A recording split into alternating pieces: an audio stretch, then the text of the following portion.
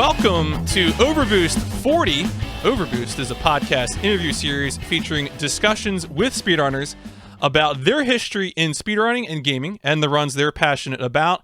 I am your host, PMC Trilogy, and with me today is marphoria. Mar, thank you so much for joining me.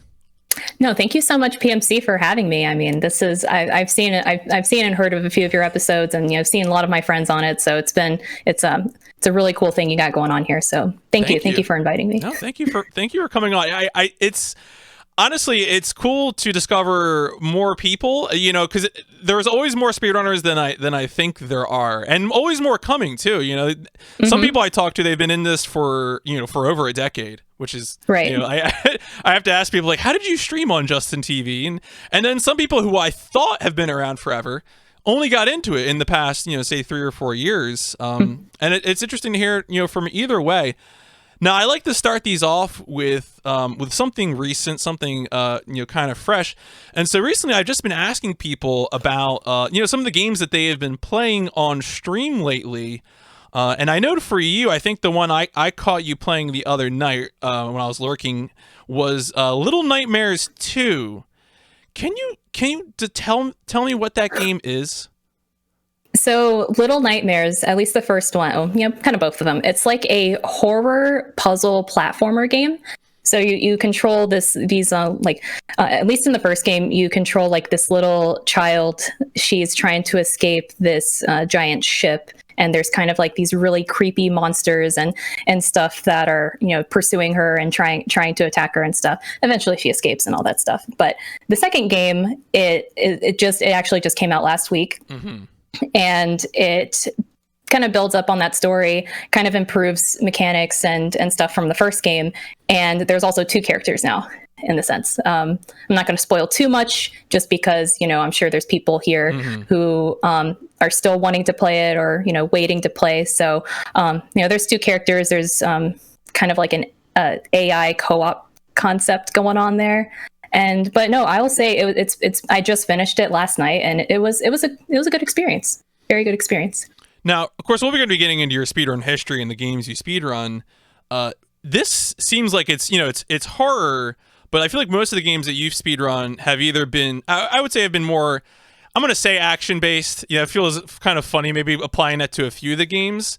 I'm just curious. When you pick up a game like this, is it just you're picking up a new horror game, or do you do this with an interest in potential speedruns? So that's a cool question, because a lot of when I first started streaming on Twitch, at least taking my stream seriously, I used to be very terrified of horror games, like very.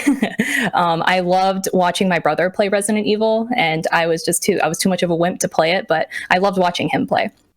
So when I started taking my Twitch stream seriously back in 2018, I was like, okay, I'm just going to start playing a bunch of horror games so I can just eventually get desensitized and stuff. Because there's a lot of great titles out there, and they're really cool. But, so I was like, I want to get over this fear. So I used to just play like any horror game that I saw, essentially.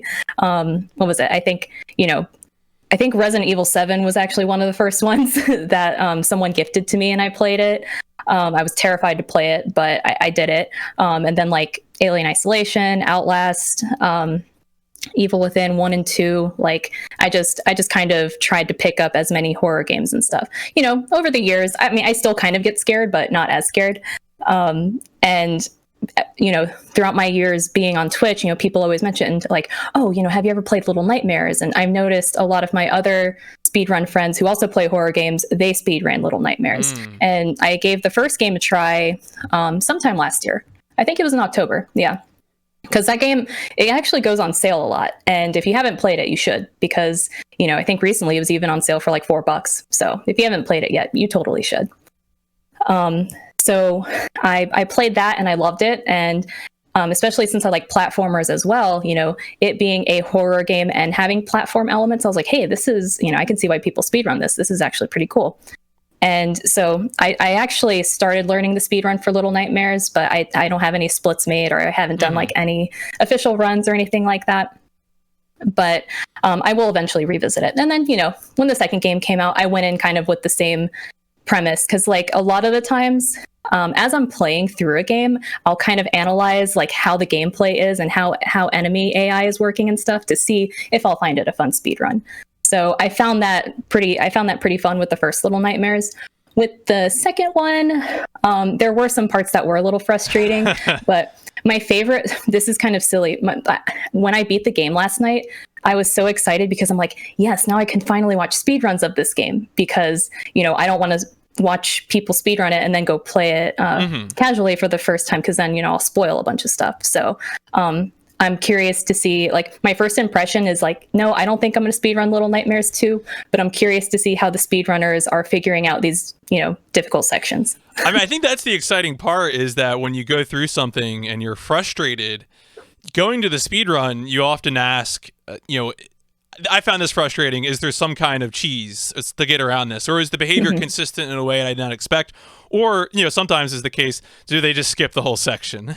Oh, what's actually pretty great, and like I said, not going to do too many spoils, but people have found some pretty interesting glitches and skips in that game. Like, the first game has like a few interesting skips, but like there's some crazy out of bounds going on. And, you know, the game literally just came out last week, so who knows how this game will evolve in a year.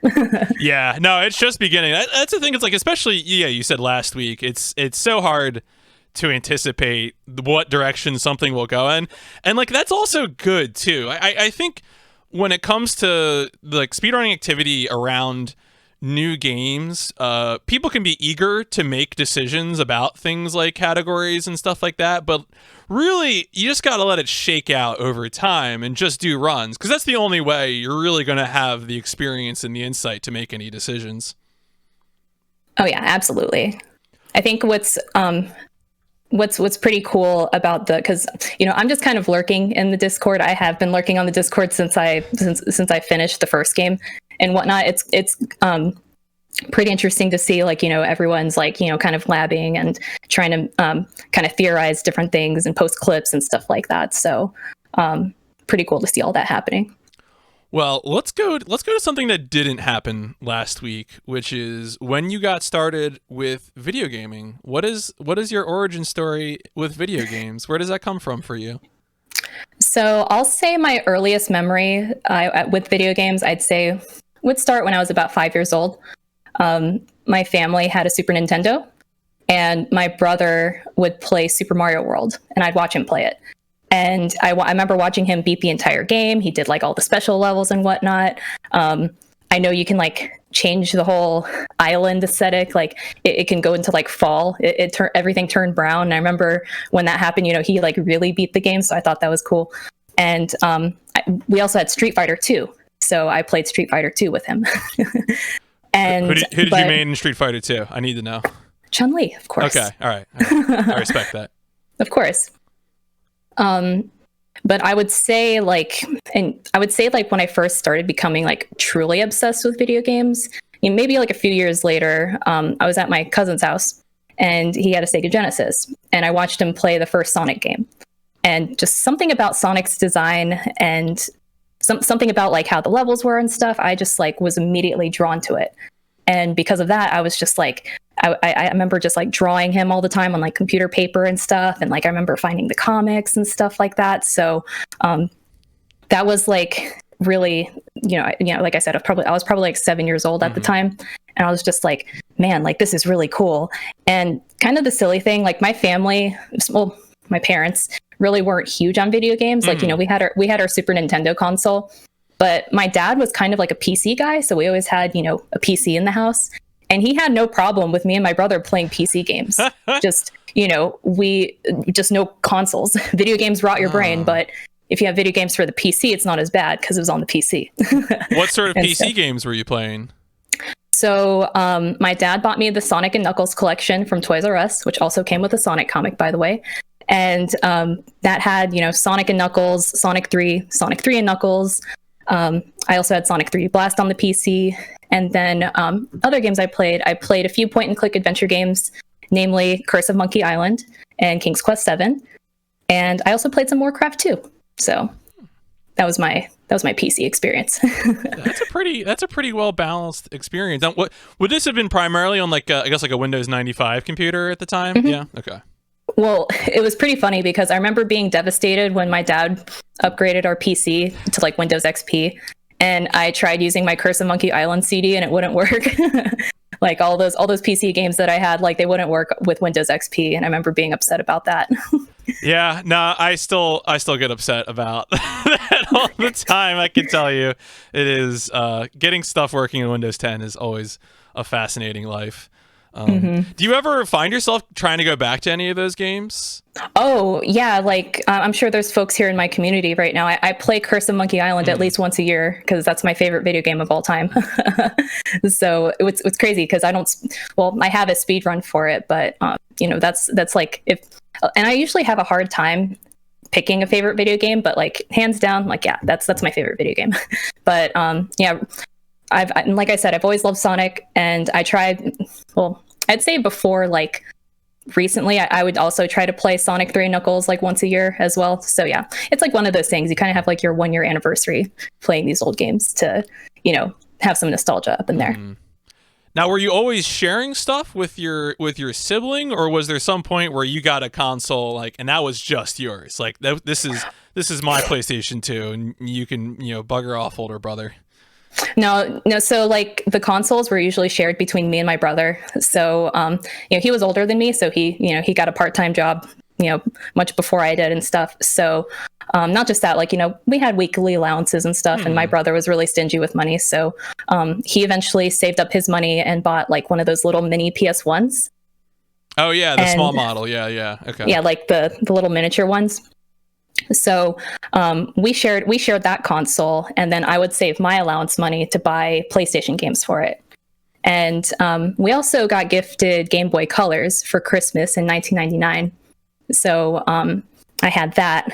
So, and then my brother, he was the one who bought like PS2. He bought GameCube. So I was the one who just kind of bummed off of him for those.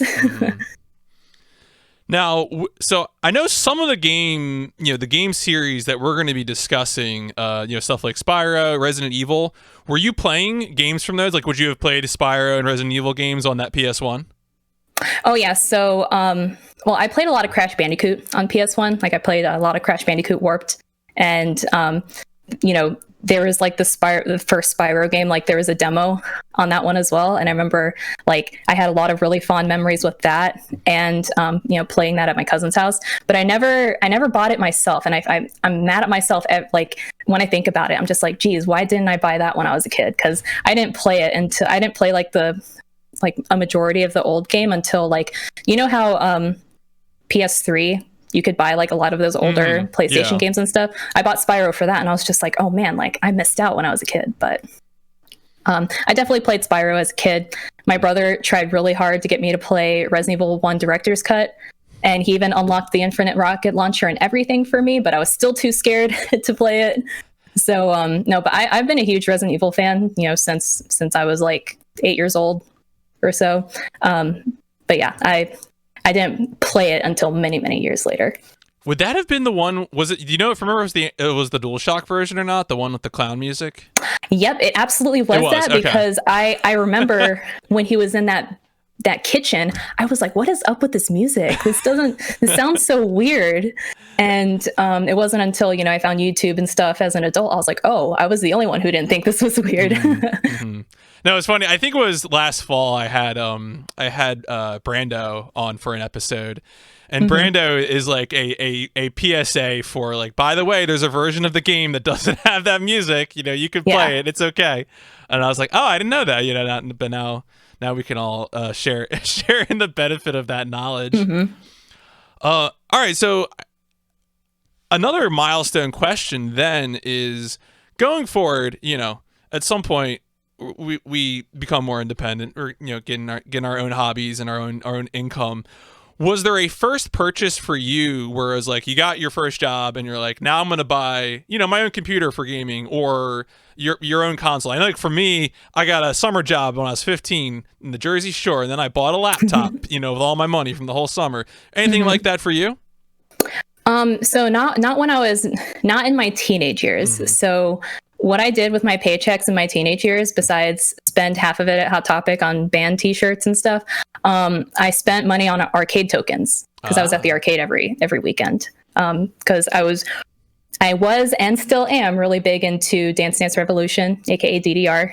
So yeah, I spent a lot of my money when I was younger on arcade tokens, and but I'll say like my first like adult job is when I bought my first console. It was a Wii U because Mario Kart 8 just came out, and you know, it looked really fun. So I was just like, I have a job now. I can buy this. I can buy this console. So that was like my first big adult purchase.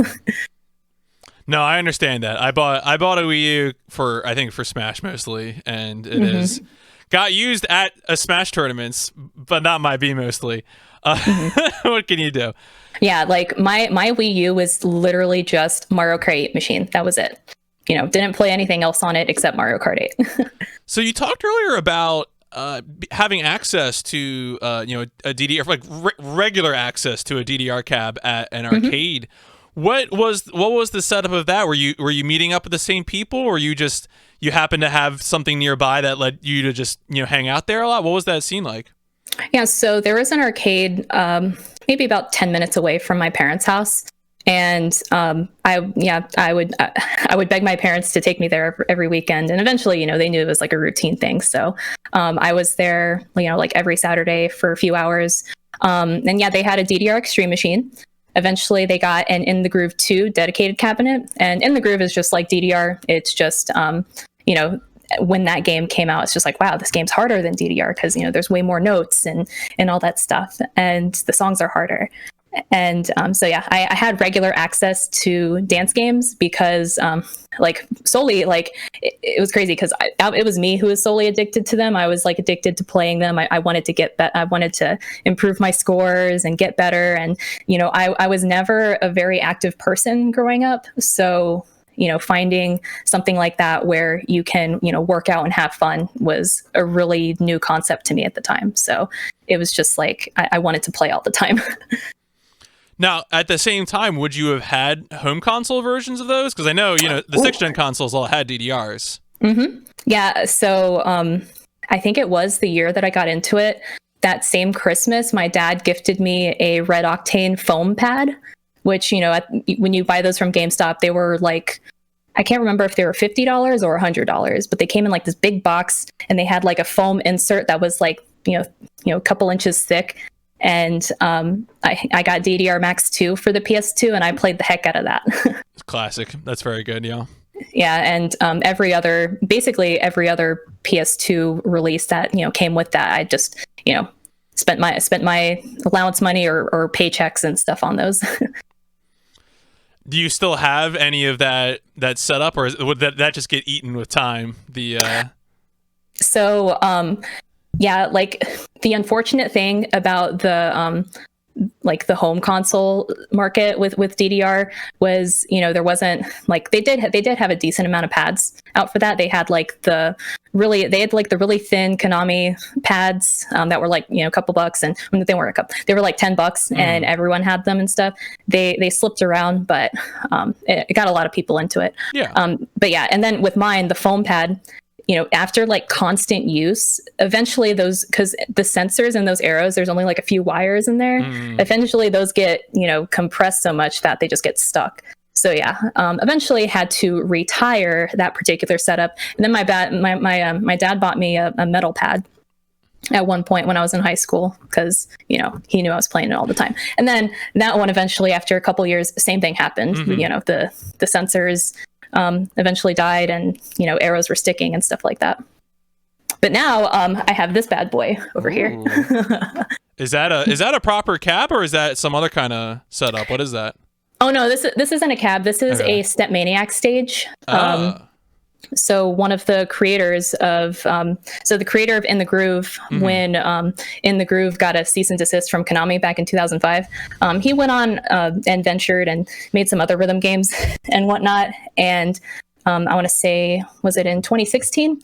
He started making, these are basically like arcade style dance pads. So that's been his main venture, and they're really high quality and really nice. So it's just hooked up to a PC back here, and I have what is it, like 30-inch monitor. 38-inch monitor back there with like speakers and stuff. So you could play whatever songs you want on it. Cool. No, that's really, I had another guest I had on actually who also had a dance setup was Peking Boo, who you know who that is?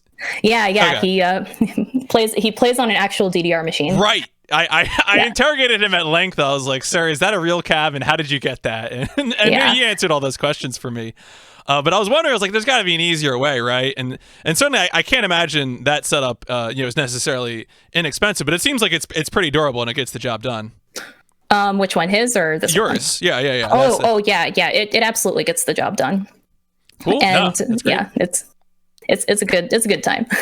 Awesome. No, I'm glad that's out there, and I'm glad that that like there's still a home for rhythm gaming. I think it was such a fad, and you experienced the arcade, and I had some of that too, more home than arcade versions, but like that it's still around. Like there was definitely that 2000s decade between DDR at the beginning of the decade and then Guitar Hero towards the end. Oh yeah, it just came. Did you play Guitar Hero? I didn't have it. I had friends that had it, and eventually like Rock Band and stuff like that. But I remember so many people getting into that. They're just like we would just kind of joke around, like, or if people didn't know what DDR was, I'd be like, it's like Guitar Hero for your feet. So that was always funny. Excellent. No, well, I'm glad it lives on. It's as it should. I do want to ask, DDR kind of already a multiplayer thing.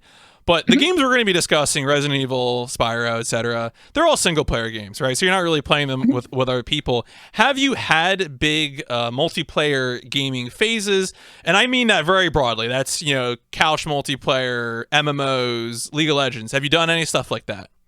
So no MOBAs for me, but I'll say Mario Kart 8 was kind of like my first online multiplayer experience, because like I was saying, growing up, didn't have as many consoles. I had some games, but not a lot. I was at the arcade all the time, so I kind of there was just kind of like a gap in my time where I didn't like play online games, or I was kind of like behind on the times essentially. But yeah, when Mario Kart 8 came out, I was really into that. And then when I got my first PC build, my partner and my friends were really into Overwatch. And when I played that for the first time, because, Blizzard likes to have the free weekends and stuff, that was like my first, FPS shooter that I did on a PC. And for like everything clicked and made sense to me, and it was like really addicting. So yeah, I was really into Overwatch for about 2 years. What sort of character? What are your favorite characters to play? So when I first started off, I was a Mercy main, because everyone said, "Oh, she's easy to use. Here you go." But yeah, I was mainly like a healer main. I loved Zenyatta and Ana, but I also loved tanking. I liked Diva and Reinhardt, and I really wish I was a better DPS, because I thought characters like Pharah and Soldier and Reaper were fun. But yeah, I'm a terrible DPS, so don't tell me to DPS. Yeah, I played that game for about a year. I ended up having a very tortured relationship, to the point where I think I once uninstalled the game and then uninstalled Battle.net immediately after. Oh no, that's the thing. That was the thing with Overwatch, especially with it being like, my first like, my first like online FPS because I was really serious about it. Like we were doing competitive all the time. I was obsessed with getting my SR up there. I even remember like having dreams about like joining an esports team or something like that. But yeah, like that game, it just, something about that game just made you like, that you were doing a good job, but if like someone else wasn't, doing, if they weren't performing as much, and it wasn't your fault, like something about that was like really frustrating. Yeah, it was interesting, I think, about Overwatch. You said that you've never gotten into any MOBAs. I feel like at a certain point, the level of knowledge of interactions required to, competently sounds bad, to play with full knowledge of the game, approached MOBA like levels. Did you kind of feel that way? Like, oh well, I played Overwatch, maybe I don't need to play a MOBA.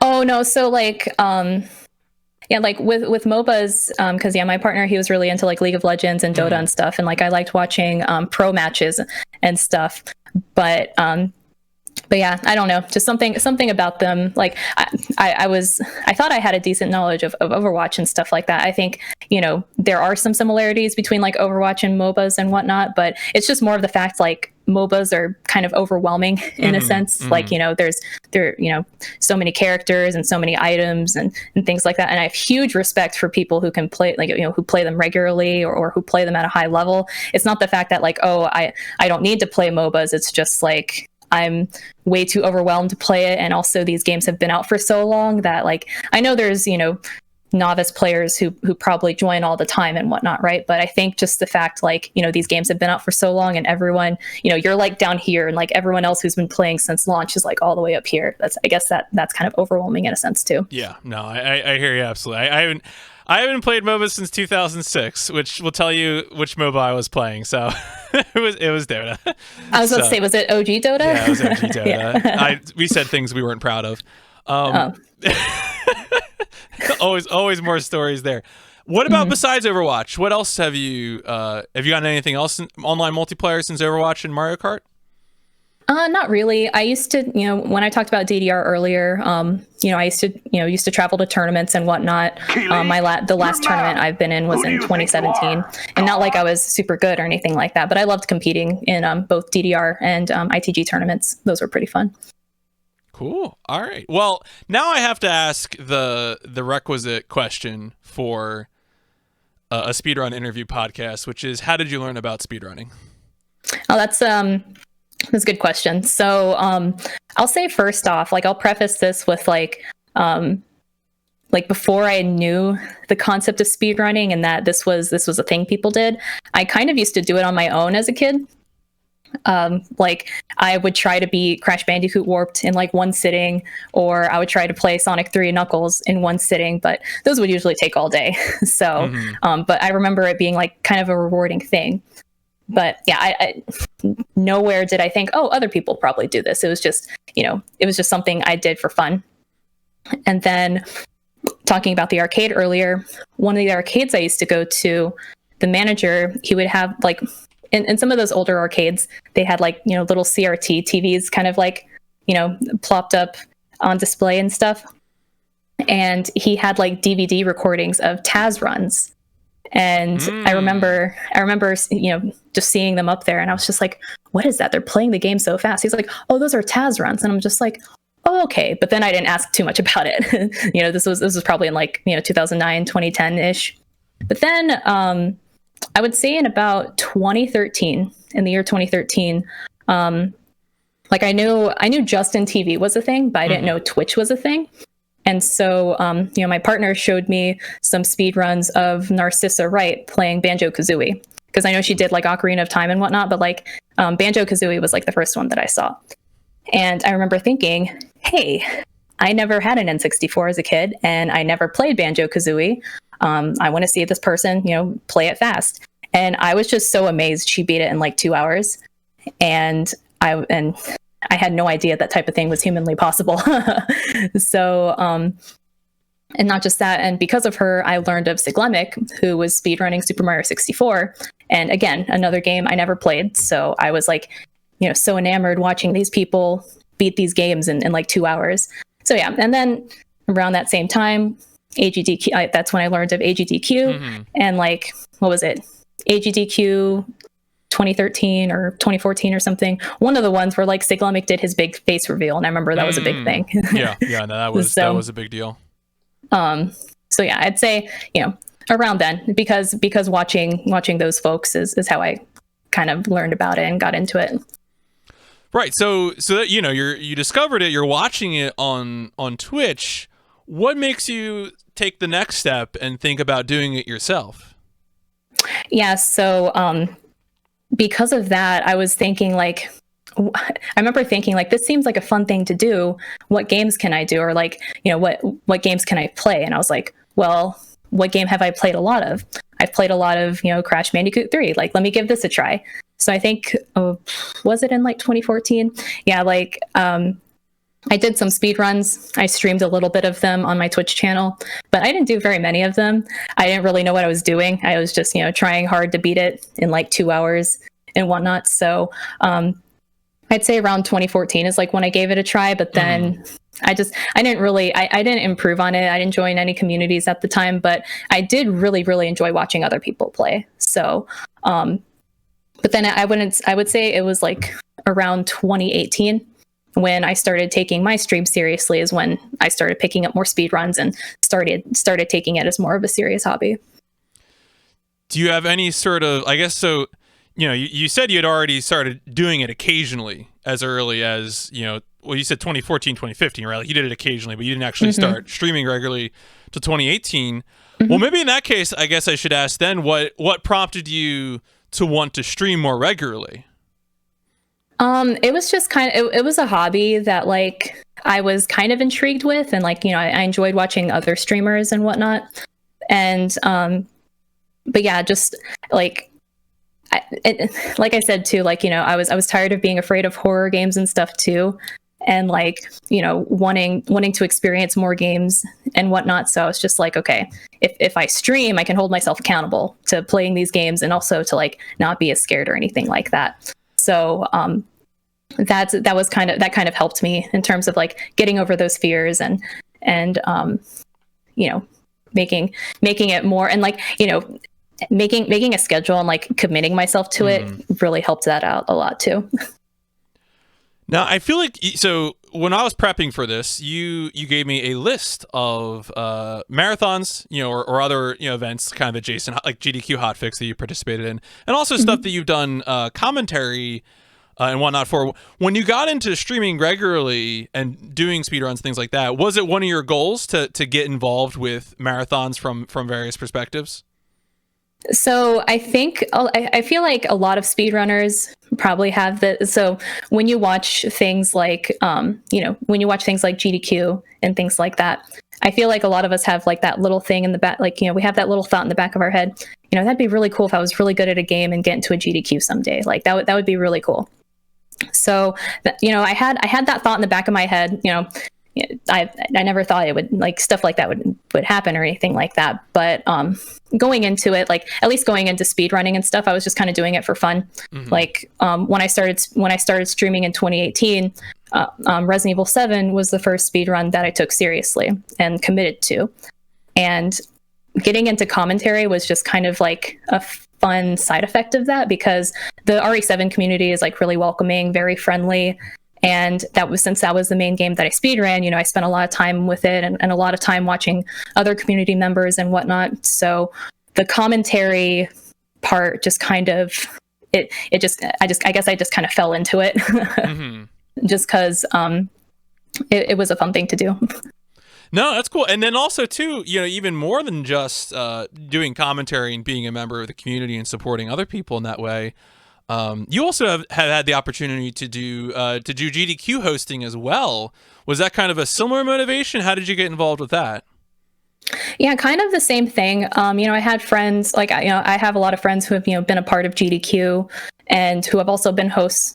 And, they've suggested like, oh, when I hung out with some folks, last year for AGDQ 2020, a couple of them were hosts and stuff, and they were saying how fun it was, and how cool it was to read donations and kind of be the voice of the event.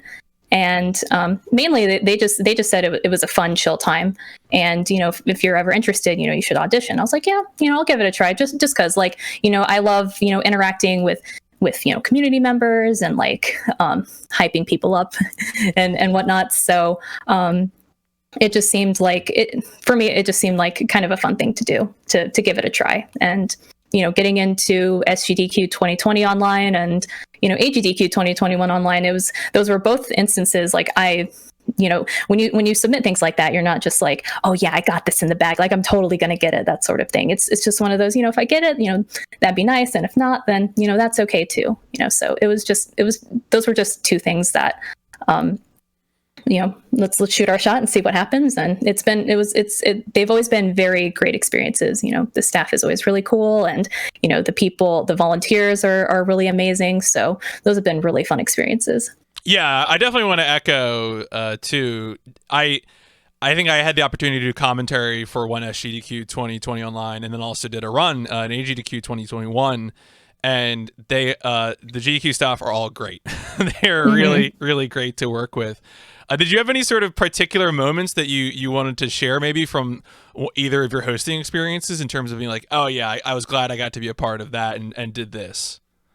So just with my background with rhythm games and how much they mean to me and how much they've been a part of my life, I was very excited, and like it was a huge honor to host both of the Pump It Up showcase. One, because I'm actually IRL friends with Happy Feets. We've met like a decade ago and whatnot. We've stayed in touch over the years and stuff. And seeing him grow on Twitch was a really cool thing to see. And then Beat Saber, of course, because that's another rhythm game like I want to get into, and I didn't even get a VR headset until recently. But it was I remember playing Beat Saber a few years ago at my friend's house, and kind of like that same feeling I got with DDR, where it's like, oh my god, I want to keep playing, I'm addicted to playing this. Like that's how I felt with Beat Saber. So I know like Beat Saber is like a really big game, at least in the rhythm game space right now. And then seeing Fu, what she did with it, and like the hype that brought, like that was a really that was awesome. So I was really happy to be a part of both of the rhythm game showcases that I was.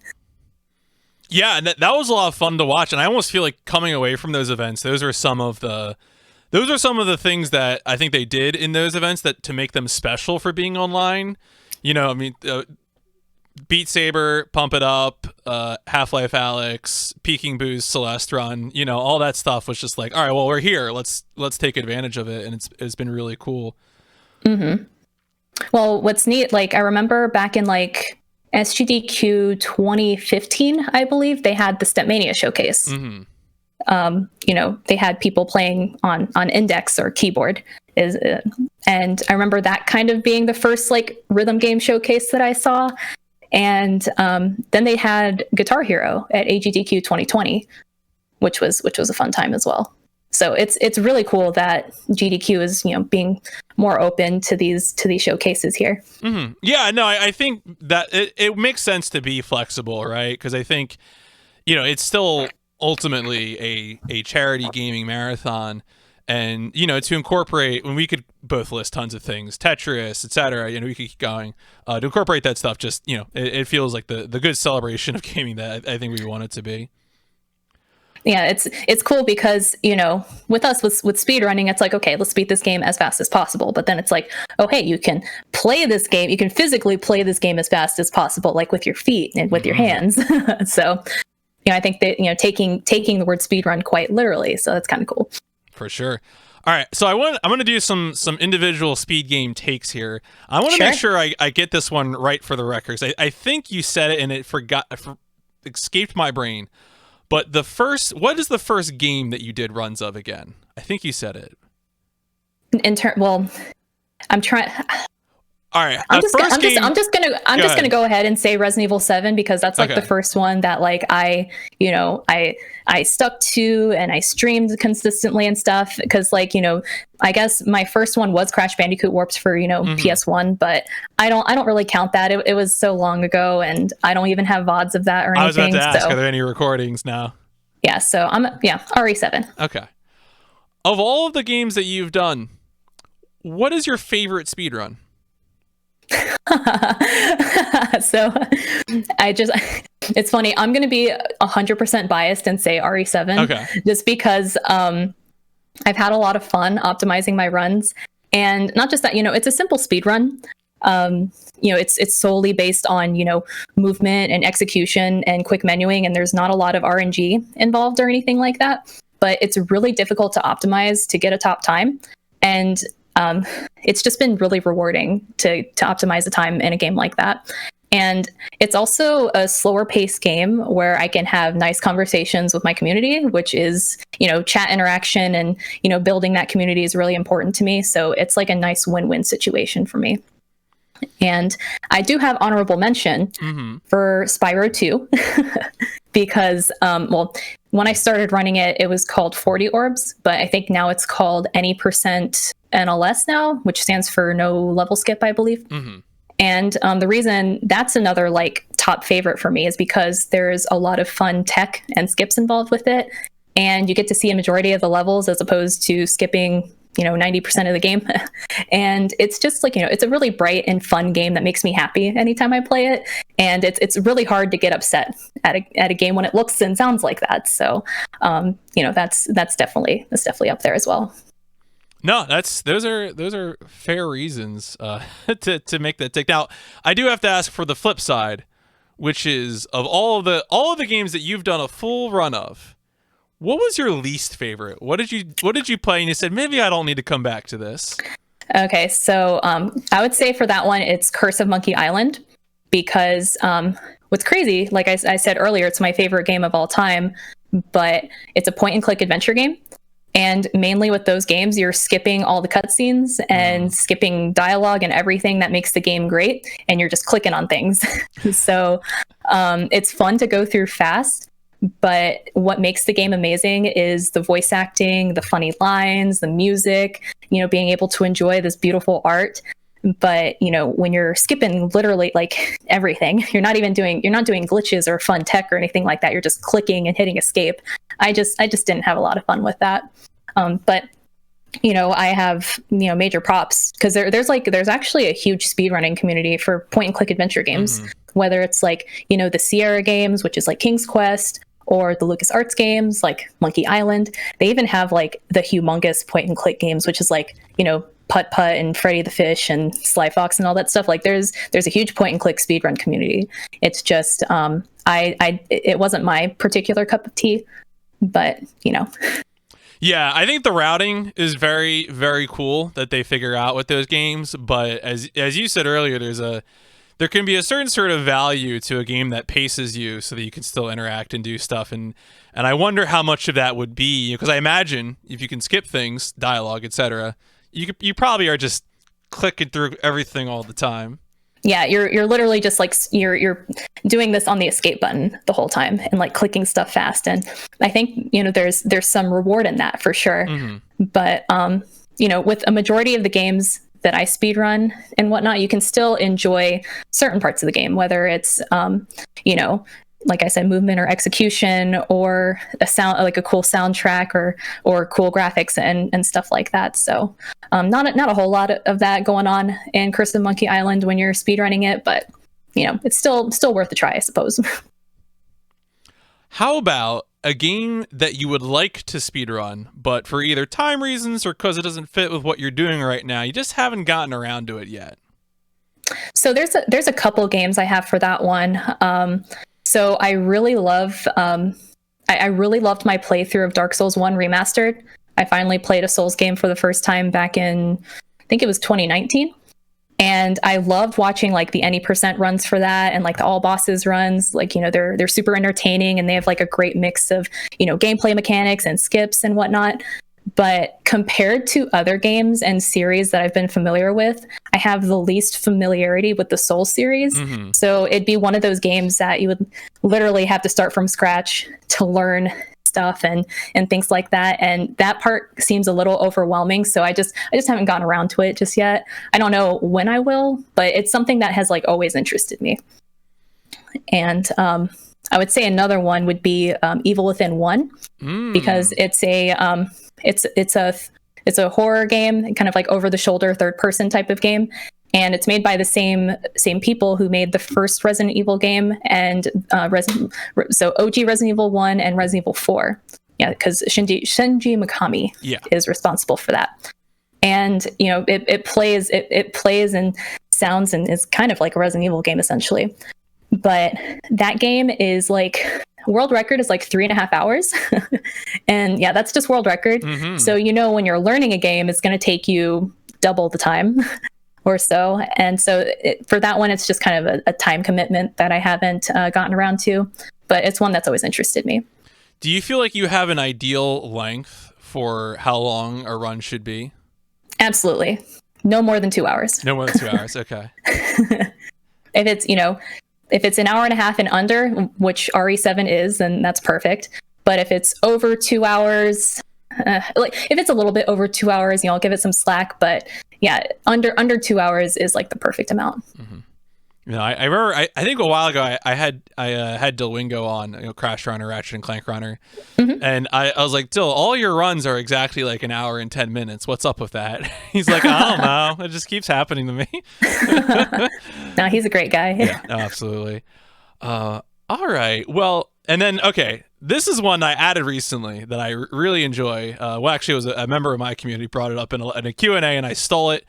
Which is your favorite run to watch that you don't have any plans to run yourself? Ooh. It's kind of funny. I kind of cycle through that. Lately, it's been Subnautica because I had a lot of fun playing that game. And like the one speedrunner that I watched for it, he was actually in AGDQ last year, Salvner. He just like builds stuff super fast and like, you know, going from point A to point B and that sort of stuff. So that's a speed run I really enjoy watching just because, you know, that was a game that took me like 70 hours to beat. And then you could beat it in, you know, a really quick time and whatnot. So it just seemed crazy. Like, and so it's just cool. I thought it was neat. And I like, you know, underwater deep sea things. So yeah, lately it's been that. Cool. No, that's a good answer. I know so little about that game, but it sounds very chill, and I've heard lots of good things. I feel like I'm probably missing out, but if anything, you should totally play it casually because you know you're chilling underwater, you're building a cool base, and there's actually a story to it too. So you have to do a lot of exploration and gather items and whatnot. But yeah, I think it's a really great casual game for sure. I had a question about something you do with your overlay for your stream, and I noticed that it's also kind of seems to show up a bit. I looked at some of what you do on YouTube, and I was curious, what was the history behind including the heart rate monitor? Like, what prompted you to do that, and do you feel like it's generally worked for you? Like you've kept it around?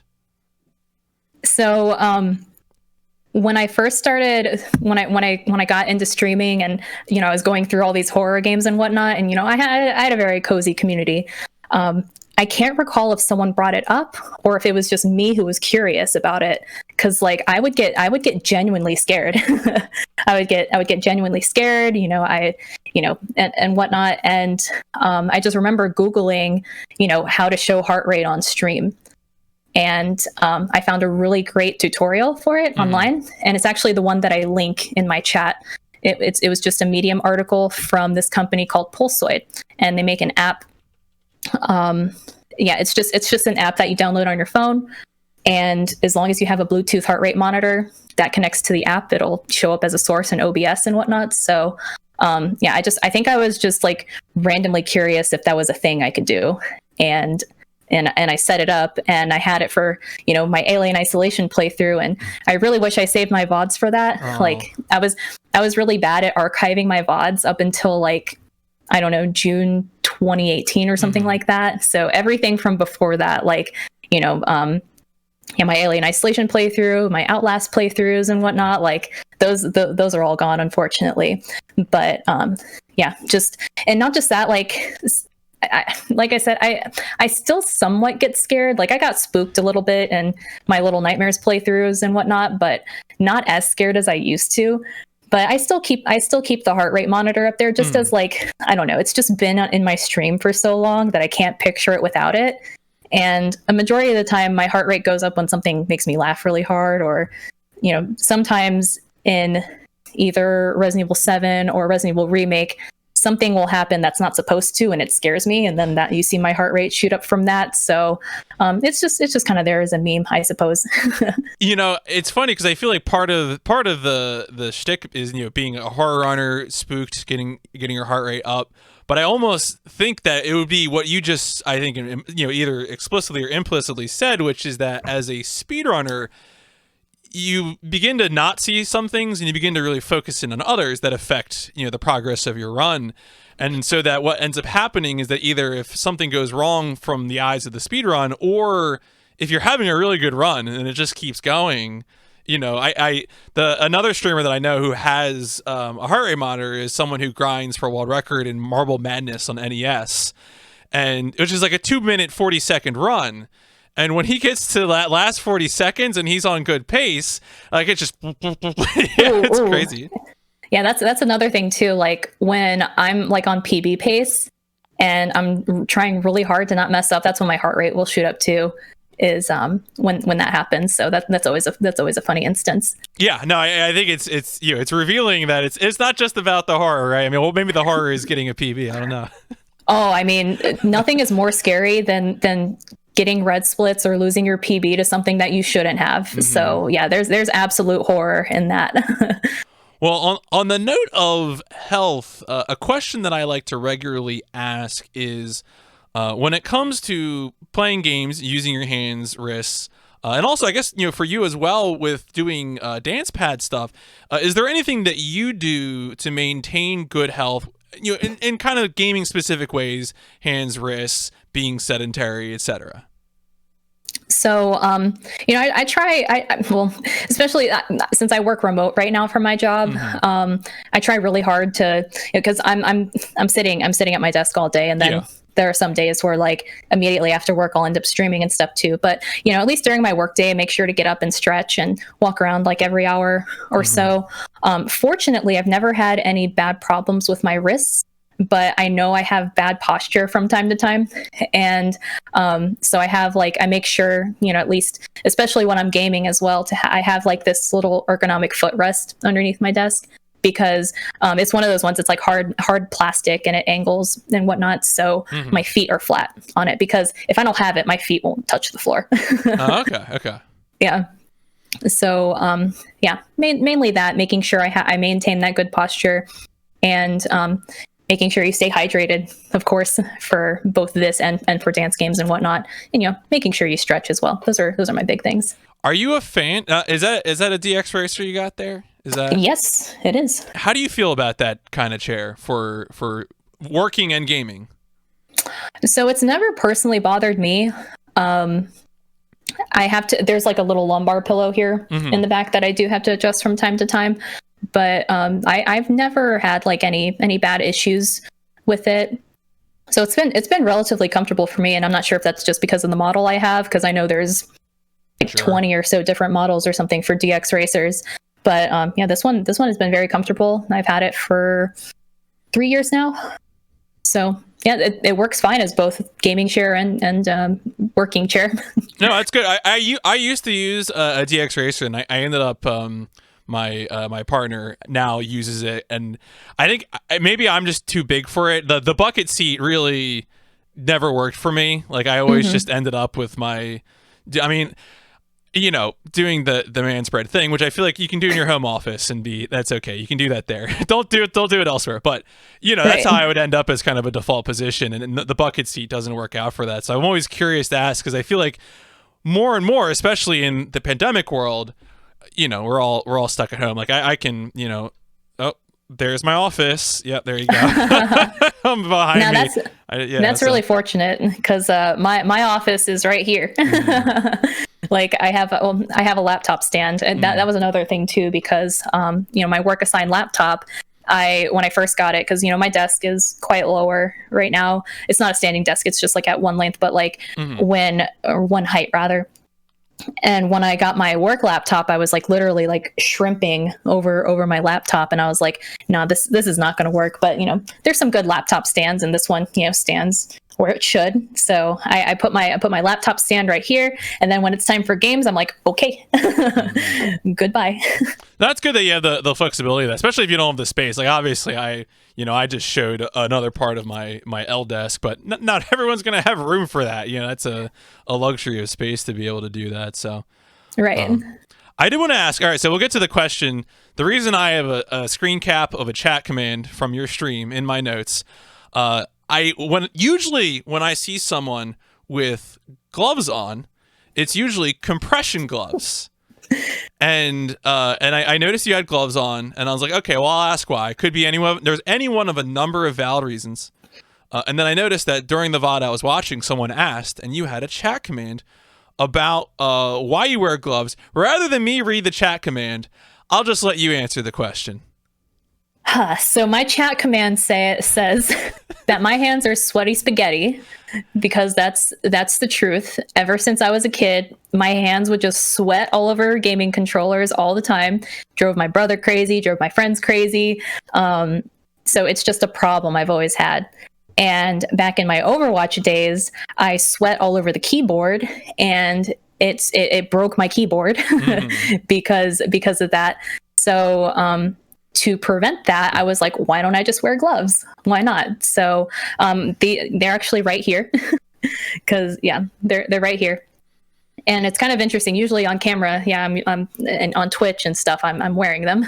But these are just cheap gloves I got on Amazon. They're about $10.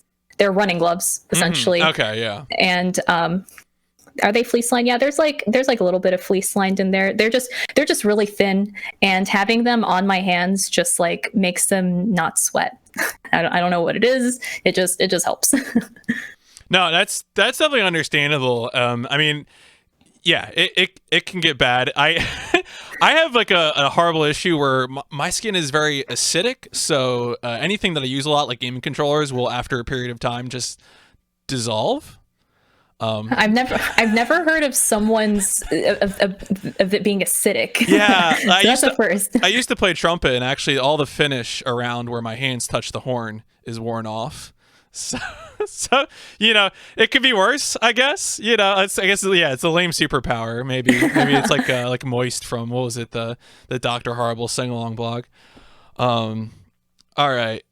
Well, let's keep moving then. The acid hands was maybe too much, maybe more than we needed to go into. Well, let's get into controllers then. Let's do some controller takes. Sure.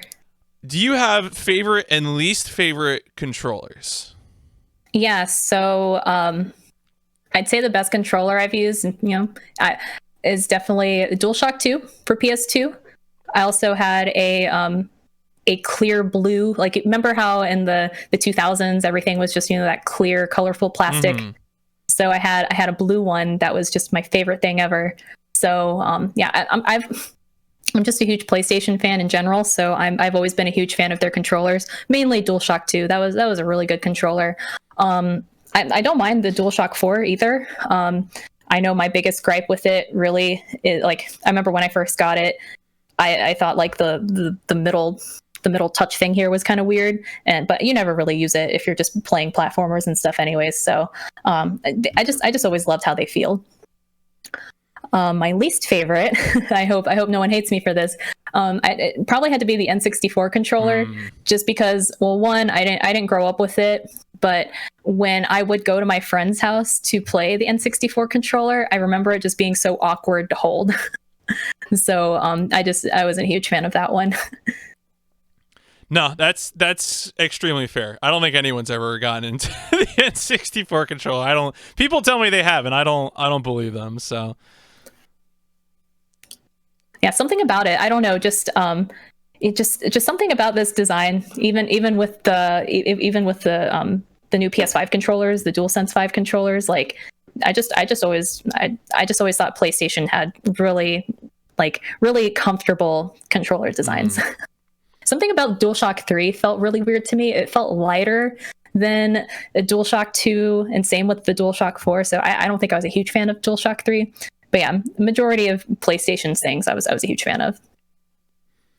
No, that's I'm there with you. I think I'm in a mood of cycling through which DualShock is my favorite, and I never know where it's going to go next. For some reason, I'm on DualShock 3 right now, which is I did not anticipate, but what can you do? Well, okay, so here's something I like to bring up, and this, I think I'm going to be asking this a lot in 2021.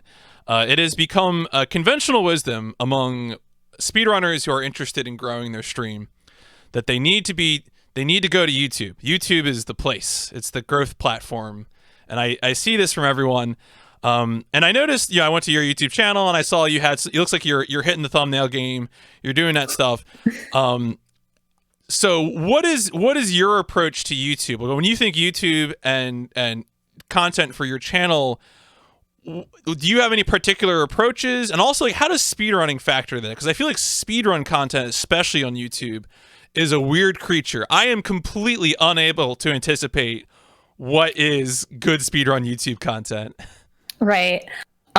So at least the way I approach YouTube content is especially in the sense of like, what do I enjoy watching? And, like I basically, this is how I approach a lot of things because, I'm a professional graphic designer. Mhm. So, like when I design things either at work or when I'm drawing things here at home or whatever, I just, if there's something out there that I enjoy seeing, I kind of take that as inspiration and be like, okay, well, what would I personally like to see? And that's usually what my inspiration is when I approach any sort of creative content, is just making the stuff if what I was making was on someone else's channel, what would I like to watch? So I'm a huge fan of like, kind of poppy graphics and reactions and whatnot. The YouTube game is still quite new to me because I remember, I'm sure you can remember too, when YouTube first came about back in like, 2005, and when Google Video, when like they acquired Google Video and whatnot. And, it was just a place where people uploaded cat videos and music videos and things like that, like just little funny innocent things like that. So the whole just kind of like the culture of YouTube of making long form videos, because I even remember like I remember just as early as college I'd be like, wow, this YouTube video is like 5 minutes or 6 minutes, I'm not watching that. So yeah, because you wanted to watch something that was longer. Or no, I wanted to watch something that was shorter. Okay. Sorry, I have a close personal friend who doesn't click on something if it's shorter than 2 hours, but I'm not going to dox that person. Please continue. Yeah, that's so crazy. That's insane. Yeah, like because all the YouTube videos I used to watch were like 3 to 4 minutes long, and okay, maybe I'll watch a 5-minute video or whatnot, but so I think the landscape of YouTube and how it's changed over the years has been like a crazy fascinating thing to me. So I'm still trying to navigate that myself. And so a lot of the stuff I have up there are just kind of like highlight reels or reactions to new things. Like I know I have a reaction to like the latest, when Resident Evil Village was announced last year. I remember I have a reaction thing to that. And when the Maiden demo came out, I did something for that as well. But yeah, so I would say just, my main thing is like, if I'm creating something for YouTube or, doing things for my channel, I just, approach it in a sense of like, well, if I was a viewer, what would I like to see? No, I mean, that's what you have to do, right? Like, I think that's also been my discovery, which is really you need to put yourself in the mind of not just someone who may be familiar with speedrunning, but like truly, orient things you put on YouTube towards the base denomination. And that's not condescending. That's just being more inclusive. Mm-hmm. I wanted to ask, so unfortunately I can't thread into this. I was trying to find a way to segue into this and I haven't been able to find it. So I'm just going to hard jump into this. One of the things on your list of VODs that you had given to me was that you had done, Resident Evil 7 run for the IGN Summer of Gaming event, and I was curious, how did that come about? How did you end up getting involved with that? Yeah, that was a crazy thing because so what happened was I remember I noticed on both Twitch and Twitter I got followed by a guy named Mark Medina, who works at IGN. And I thought it was just a random thing. You know how Twitter can be sometimes, like people have all sorts of mutual friends and, lots of industry friends and whatnot, who click on each other's profiles and stuff. So I thought it was just a random thing where, maybe this guy just likes speedrunners or something of that nature. But then I got a DM in Twitter. I think it was, sometime in June of 2020. And he was like, oh, hey, my name is Mark. I'm with IGN. And, we're doing this Summer of Gaming marathon. We've been doing this, for the past few weeks where, we're doing this for charity. And, we'd like to have you on here. We need a run to fill. And, would you like to be a part of it? And I was just like, sure, absolutely. And he was like, what games do you run? And I was just like, at the time, that was when I like just started getting, because I've been running RE7 since 2018, and I've been mainly running New Game Plus. Mm-hmm. But in 2020, I finally picked up the New Game Easy run, which was a run I was always interested in, and like that was one that was a run that I was like really getting into, and that was the main thing I was doing at the time. So I was just like, I do this run right here. I do this one, and I also do the DLC. And he's just like, yeah, sure, let's do it, and gave me the info and all that stuff. And he says it's usually him and JHobz who do this thing together. They kind of commentate together while you're doing it. And and if you also don't know, Mark, he was the one who started up on IGN the whole like devs react to speedruns concept that they have going on there. So yeah, just kind of a stroke of luck, I suppose. No, I mean sometimes that's how it works, is that you make yourself visible, but also sometimes opportunity just has to come along. But it was neat too. I mean, I guess it's neat that were you already, I guess, how well did you know JHobz, or was just sort of you knew him in passing as an acquaintance or whatever? Or... Yeah, so I've known a JHobz, in passing. I think a lot of us who are involved in speedrunning kind of know of like the GDQ personalities and whatnot. And not just that, I was very briefly into Crash speedrunning, like the Crash NST, Insane Trilogy. And I tried really hard to get into that, but when I was learning more about it, everyone's like, oh, you got a Hobbs slide. And I was just like, what's Hobbs sliding? And looking that up, it was just like, oh, it's made by this guy named JHobz and blah, blah, blah, this and that. So I've known of him, and I don't think he knew of me at the time, but we met during that event, like virtually and whatnot, and became friends from there and stuff. And it was funny because I brought up the Crash thing again, and he was just like, oh, I got to give you a tutorial sometime. I'll help you out with that. I'm just like, yeah, sure. So that's neat. That's neat, because I wasn't sure, if it was something where, it obviously you just told the story. It was Mark who had reached out to you, but I wasn't quite clear. Like, was it just sort of JHobz already had that relationship with Mark, and then you all came together for it, which sounds like it's the case. That's cool. That's neat. I was with those kinds of events. I'm always very curious how people get involved. I know another interview I had, I talked to Jabo about when Jabo did a run for Bethesda's official event, and it's cool to see. Publications, IGN publishers, getting speedrunners involved, and hopefully, see more of that. Oh yeah, I think that's really cool. Like, I know from an aspect, well, it was kind of funny because you brought up Little Nightmares earlier, and when I was lurking in the Discord yesterday, one of the devs is actually in that Discord because I saw he had a role, and I was like, what's this blue role? I was like, oh, developer, okay. And one of the things they said was like, why do you keep skipping our beautiful games, sad face? But I think they were just kind of doing that in jest and whatnot. I think it's really cool when developers show a lot of love for their speedrun communities. And not just that, Jigsaw Killer did a run for Evil Within Akumu. I think if it was last night or the night before or something. And the official game Twitter like tweeted at him and stuff, or like shouted him out. And so I think that's really cool when these game companies recognize the speedrunners and whatnot, because I like to think that the speedrunners are some of the most, if not like most passionate people about these games, because they've spent hundreds or thousands of hours and know every in and out and stuff. Yeah, no, it's really nice to see, absolutely, especially in all three events, like ESA, like GDQ, to see publishers get involved is definitely very good. All right, let's dive into some of the specific games. Now, we've already talked a bit about Resident Evil 7. It's kind of your first real game. It's been a main workhorse for you for a lot of marathon appearances and things like that. I think you hinted at it. What's the exact story of you picking up Resident Evil 7? Because you said someone gifted to you. Was there a certain circumstance there, or?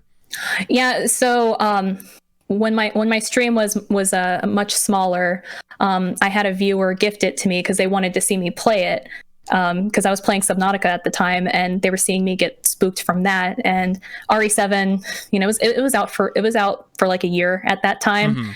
And I remember saying like, oh, I love Resident Evil, but like, I don't know if I'll play RE7. That game looks scary, but they just went ahead and gifted it to me anyways. And so I played it on stream, but then I don't think I caught AGDQ 2018 live, but Carcinogen ran it at that GDQ. And that was a huge run. He did New Game Madhouse at that one. And I remember seeing it and I was just like, man, that looks really cool. And that looks, super cool and fun. Like, I want to give that a try. And I looked on the speedrun.com leaderboards, and silly me, I looked over at the Madhouse tab and I was just like, oh, not a lot of people run this. Maybe I should run this. Oh my God. No, but I started with New Game Plus Madhouse, not New Game Madhouse, because I think that was too gnarly. So I was just like, okay, like, let me try this category not a lot of people are doing and see how this goes. So it just kind of snowballed from there.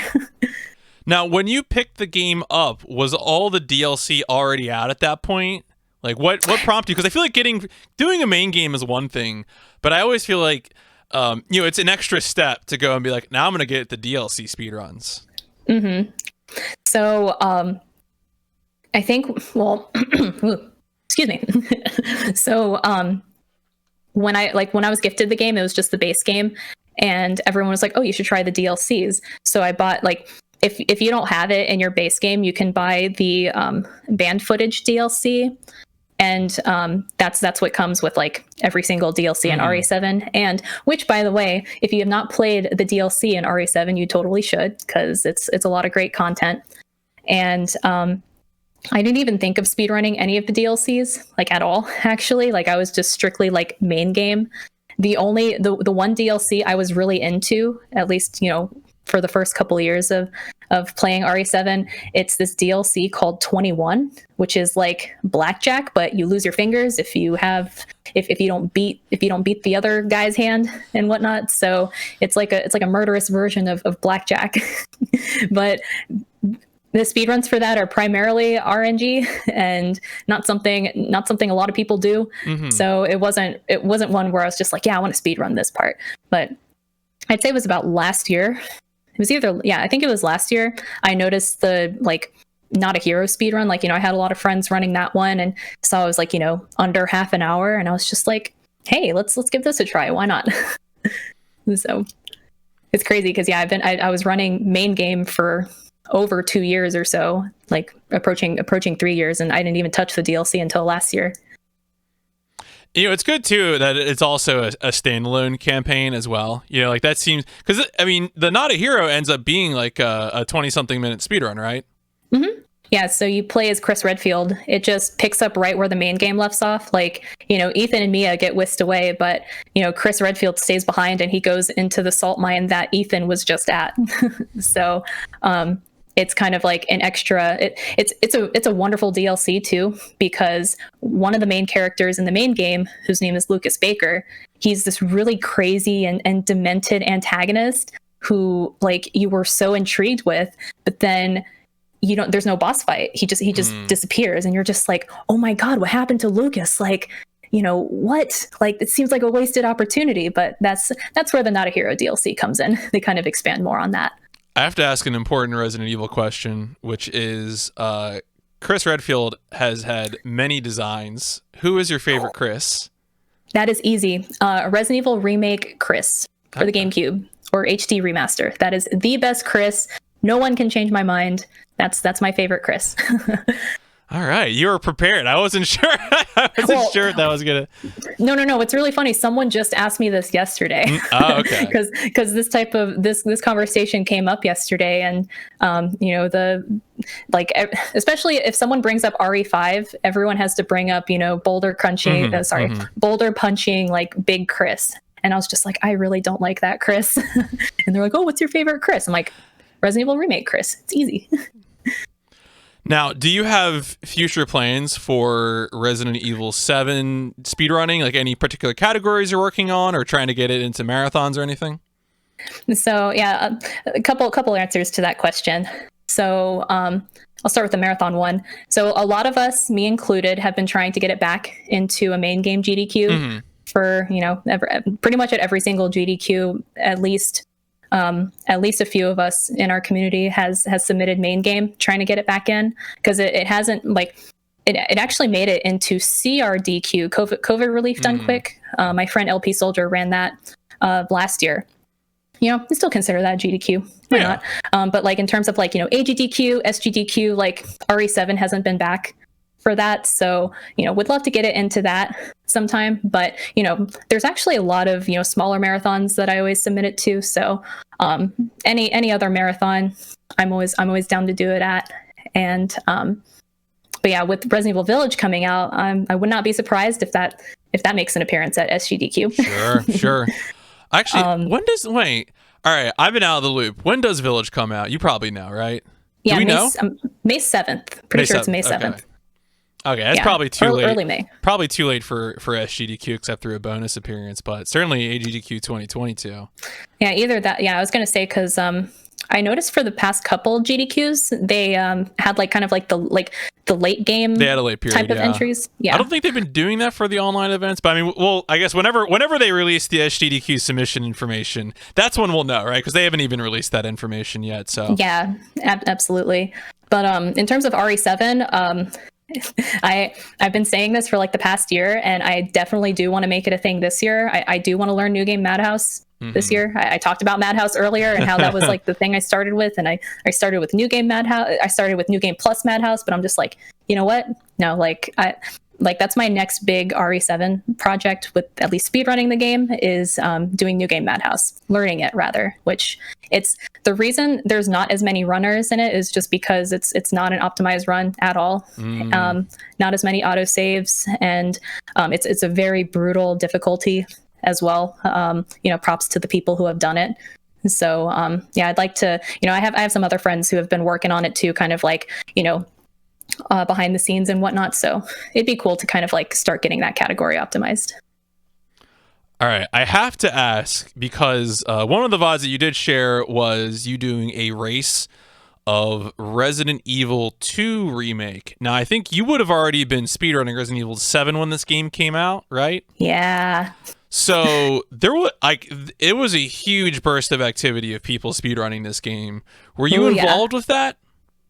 So I started speedrunning RE2 remake when it came out. And I stuck with it pretty much for a majority of 2019. But yeah, after that whole, I was really, really nervous for that race. That was like my first marathon of any sort. Like I didn't do any smaller marathons before that. I didn't do any GDQ related stuff before that. So I was very, very nervous for that run. And Leon A standard, I think that's a really fun category. But yeah, as time went on, like, because I had an ultimate goal where I was just like, I want to get 58 minutes in this category. And this was back when, the world record at the time, I think was like 55 minutes or something. Like it was around there. It was either like 54 or 55 minutes for Leon A standard. So I was like, okay, if I get 58 minutes, I'll be happy. So I kind of had a goal in mind, and, I went for it. And then like once I hit it, because I made a lot of mistakes in that run too, but like, once I hit that goal, I was like, okay, I need a break from this game. And then it was one of those things where I took a break and then I just haven't come back. Yeah, I feel like a lot of people hit this game for months and then burnout sounds too severe, but like a lot of people never came back to it. I think like the RE2 community, I think still is pretty big and active. RE3, like the remake, not as much and stuff. But yeah, it just became one of those. It was one of those things for me where, like I said earlier, like chat interaction and interacting with my community is a huge thing, especially while streaming. It's crazy enough. Like I don't do a ton of speedrun attempts off stream unless it's practice. So when I was speedrunning RE2, especially because you can skip cutscenes in that game, you can't skip cutscenes in RE7. It was one of those games too. I couldn't really like talk to people. I was like quiet the whole time. And when you're streaming and you're not having fun, because like the chat and the community is what helps me keep my spirits up and hanging out with them. And I couldn't really do that with RE2, so I just haven't come back. Yeah, no, that's fair. What about, okay, so another run that I watched that you had sent me was and you mentioned a few times now, was Spyro, which is, example of a 3D platformer. And the particular VOD that I watched, I think was maybe a PB or something in the Reignited trilogy, as opposed to the original. What's been your approach to speedrunning Spyro? What's the story there? Yeah, so I played Spyro. So I played the Reignited trilogy when it came out on PlayStation, and I thought like I had a really fun time playing it, and because main things that are really important to me when I pick a speed game is like, is this fun? Am I having fun playing it? Are the mechanics fun? And can I see myself, speedrunning this game? So, and I had a lot of fun in particular with Spyro 2 because, you have the ability to do kind of like the hover and you can swim and whatnot. You're not bound, like in Spyro 1, if you hit the water, you're dead. So, and you're also just kind of running around collecting gems, and the boss fights aren't as fun in the first game. But in the second game, you had actual boss fights, you had like fun tech and stuff. So that was that. I just thought that was an appealing run. And one of my other friends, he speedruns RE7 a lot. He's a mod. His name is Rossi. I don't know if he's watching, but he was saying how Spyro 2 is his favorite game. He's like, oh yeah, this looks like a cool speed run. And I was just like, oh, let me check out the speed run too. And it's one of those things, like if your friends are speed running games, it kind of like wants to get you into speedrunning it as well, that sort of thing. So because I think there's like a really fun social aspect to speedrunning games as well, and I have a lot of fun if like I know other friends are running it as well. Oh no, absolutely, that definitely contributes so much to to it being fun. Like there's a little bit of an element of discovery when you do something by yourself, but like when you can really compare notes and work through something with others. Sometimes group work can be fun, but maybe only in speedrunning. Yeah. All right. So another one I did want to touch on, just because it's a different... I mean, in some ways it's the same. It's a first-person game, Outlast, but also it's a different creature because it's of that sort of not non-combat variety of speedrunning. I guess, do you see appeal in games like that, or what brought you to speedrun Outlast? It was funny with Outlast. I want to say in like 2018, when I was like, the only speed game I was in at the time was RE7, and you get to a point where you're grinding the game for a certain amount of time, and then you need a break. And at the time, I remember thinking, like I want to take a break from RE7, but I don't want to stray too far away. Like what's another game that's kind of similar? It's another horror game, first person, and Outlast kind of fit the bill. And in the sense of like, there's no inventory management at all. You're literally just running and jumping. So I thought that would be like a nice break from speedrunning RE7, and it's truly it's a fun run. It really is. Like that game, if you haven't played it, is ultra terrifying because I'm afraid of the dark, and you spend a lot of time in that game in the dark. And just something about being in the dark and like with that little night vision camera, it's terrifying.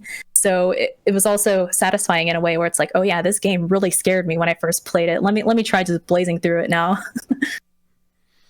Now with that game, so the VOD that I had watched was I think it was a hot fix where you did glitchless. Did you end up preferring glitchless into that? Because apparently the any percent is very short.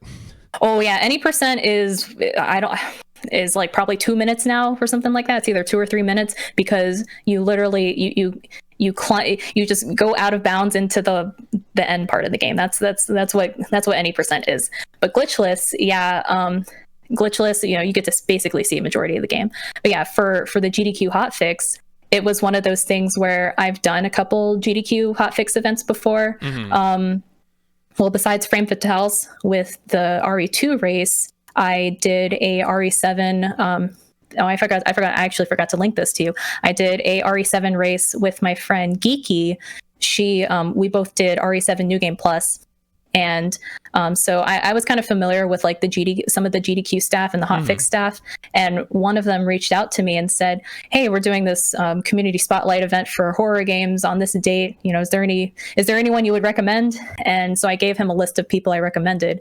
And then he said, is there anything you want to throw in? And I was just like, I just did RE7, a couple weeks ago for your guys' event. I mean, I could do that again, but if not, like, here's Outlast, but, only pick me if you need someone. Like, it was one of those things where it's like, feel feel free to put someone else ahead of the queue than me, because like, this is just like if you guys don't have anyone to fill your spot. So that was the reason I kind of threw that in there. No, they're I don't know. They give you I shout outs to the folks who run hotfix programs. I feel like they let me get away with murder once because they let me do 3 hours of Armored Core on the Games Done Quick channel, which is surely a criminal offense, but no, they're wonderful. They really do a good job. They're a really good group of folks, and super friendly, and I love what's also great about those events. Usually the hosts will kind of banter with you as well, so it's always a good time. All right, I'm going to start winding down the formal portion of the podcast. And to start that off, one of the things I do in this interview series is I get a question from my previous guest for my next guest. And so last week's guest was Emre. And Emre gave this question for me to give to you. Did not know who the question would be for until. Okay. So this was without knowing it was you. What is your favorite dessert? Ooh, it was funny because I was listening to her podcast with you earlier, and it was funny. I saw how someone asked her in the chat for that, but it was funny when that question was asked. I was like, oh, if that was asked to me, what would I say? No, but for real, my favorite dessert I would say is Boston cream pie, because. Well, it's not even really a pie, but it's like, a yellow cake with custard inside with chocolate ganache on top. And it's super delicious. Yeah, no, that's a solid answer. Now, that does mean that I do need from you a question for my next guest. Doesn't have to be about speedrunning. Obviously, this question was not about speedrunning, but it will be a speedrunner who's answering the question. If you have something, I can take it from you right now, or I can let you hold off. Do you have an idea of a question? I do. Kind of speedrunning related. Yeah. So my question to the next person is, what normal mundane tasks do you find yourself speedrunning IRL? That's a good one. As is my usual tradition here, I will DM you and let you know. I'm not sure this person. It's Okay. Yeah. Okay. So it sounds like maybe you already know who that is. I've heard of them. Okay. All right. So that should be exciting. That is a community that I have not interviewed someone from since OverBoost number 4. I'm really excited to have someone from that group on again. Nice. So that'll be something to look forward to. Speaking of things to look forward to, okay. All right. So I know one answer. What future games are you excited about? Yeah, I'm sure from our discussions, I'm sure you could totally know at least this answer. Yeah, Resident Evil Village, totally hyped for it. Usually, like, especially since the last couple RE games that came out were remakes, the fact that there's a new mainline game coming out that's continuing the story. It was crazy because, like, I was cautiously optimistic about it, in the sense of, like, I knew it was going to be a continuation of RE7, but I wasn't sure to what extent. And when we saw the trailers for it, there wasn't really as much gameplay or anything. So I was just like, I'm not sure how this is going to turn out. But then, one, we saw our beautiful villains. And then two, it looks like it's going to be kind of like a combination of RE4 and RE7. You got a merchant returning, you got customizable weapons, you got the terrifying first-person view, you have these beautiful environments. So I am 100% super hyped for that. Like, I cannot wait.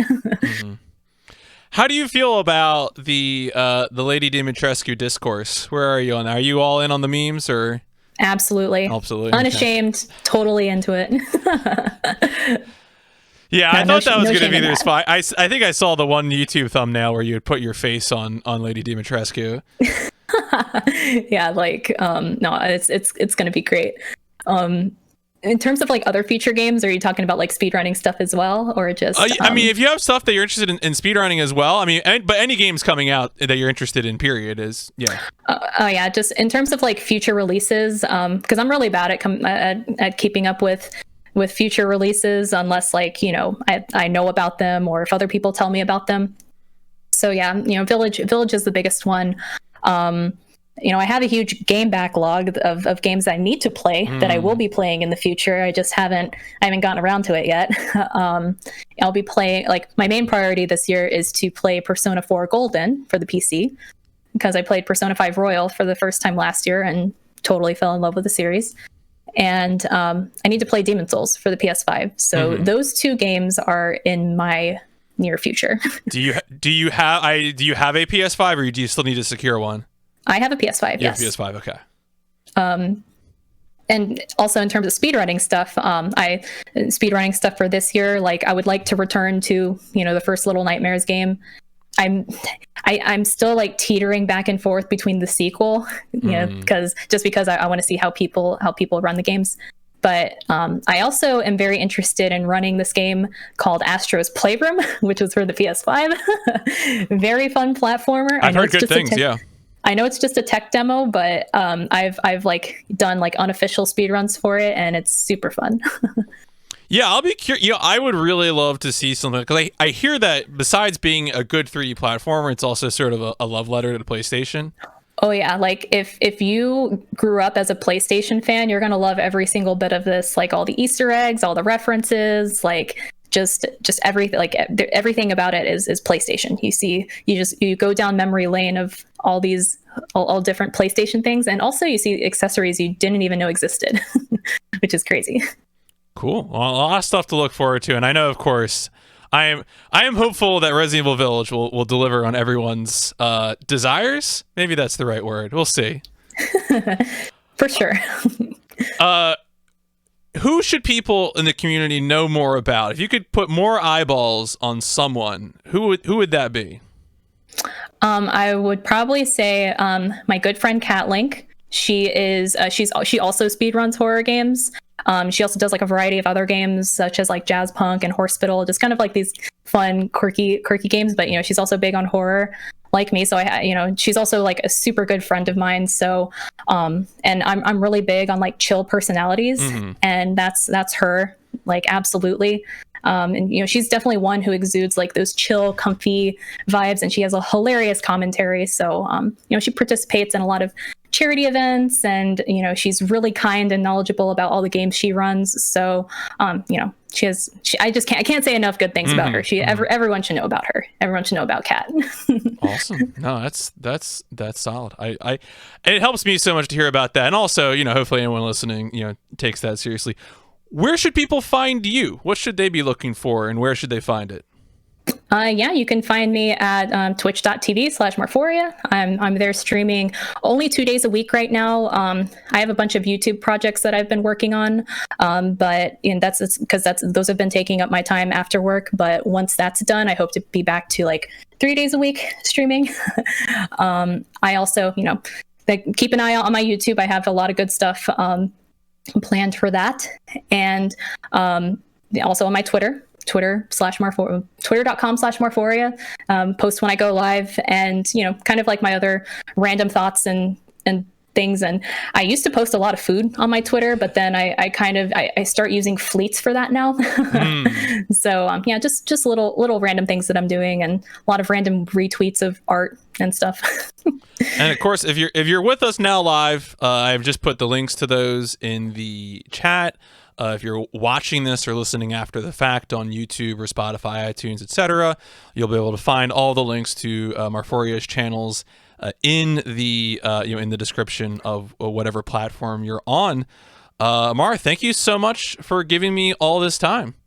No, thank you, PMC, again, for inviting me. And this was a really fun time, and really honored to be here. So definitely appreciate you having me here. Now, to conclude the formal part of the podcast, I do need one more thing from you, which is that I'm going to use a cheesy catchphrase like "Let's boost on out of here." And when I say that, I need you to give me your best rocket engine noise. Sure. All right, folks, thank you so much for listening. Let's boost on out of here.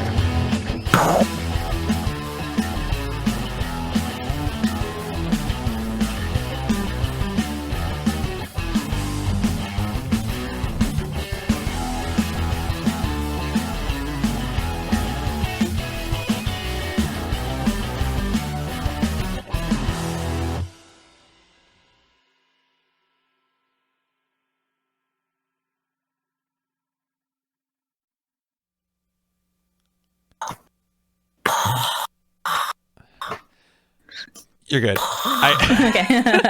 The thing I need to figure out, I don't know why this is. Sometimes Discord will just cut people out on that. I need to like hack into Discord and figure out, because like it just cuts out parts of it. It's unfortunate. I need to figure out what to do about that. I used to do this when I had people send me the remote audio. Yeah, I guess it's background noise suppression is probably what's activating it. I just need to handle it.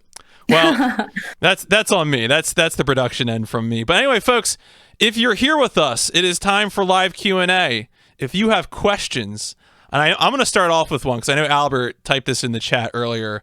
What's the story with the plushies? How many plushies you got? Ooh, tons. So I've been a Pokemon fan for a majority of my life. I know I'm a fan of so many things. How can you keep track? But I've actually never officially counted how many plushies I have, but I do have a lot.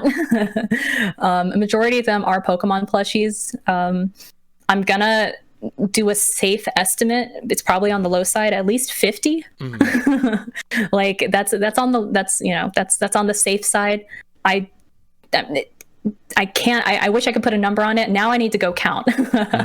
But yeah, usually I have my big Magikarp chilling with me, and I'll cycle out some of the plushies that I have here. I have a giant substitute plush that chills back here, and yeah, I have a lot. I have a lot. Albert has another one, which is just what particular brand is that footrest you talked about? Ooh, I don't recall off the top of my head, but I can just. Do you allow links in your chat? Yeah. I can find the exact Amazon link if I go to orders and find it. When did I order it? I think I ordered it last year. But yeah, it's like I said, I'm a shorty, so I have to have this footrest. No, that's definitely my partner yells at me about that all the time. When she's like, if you want to have good posture, you got to have your feet flat on the floor.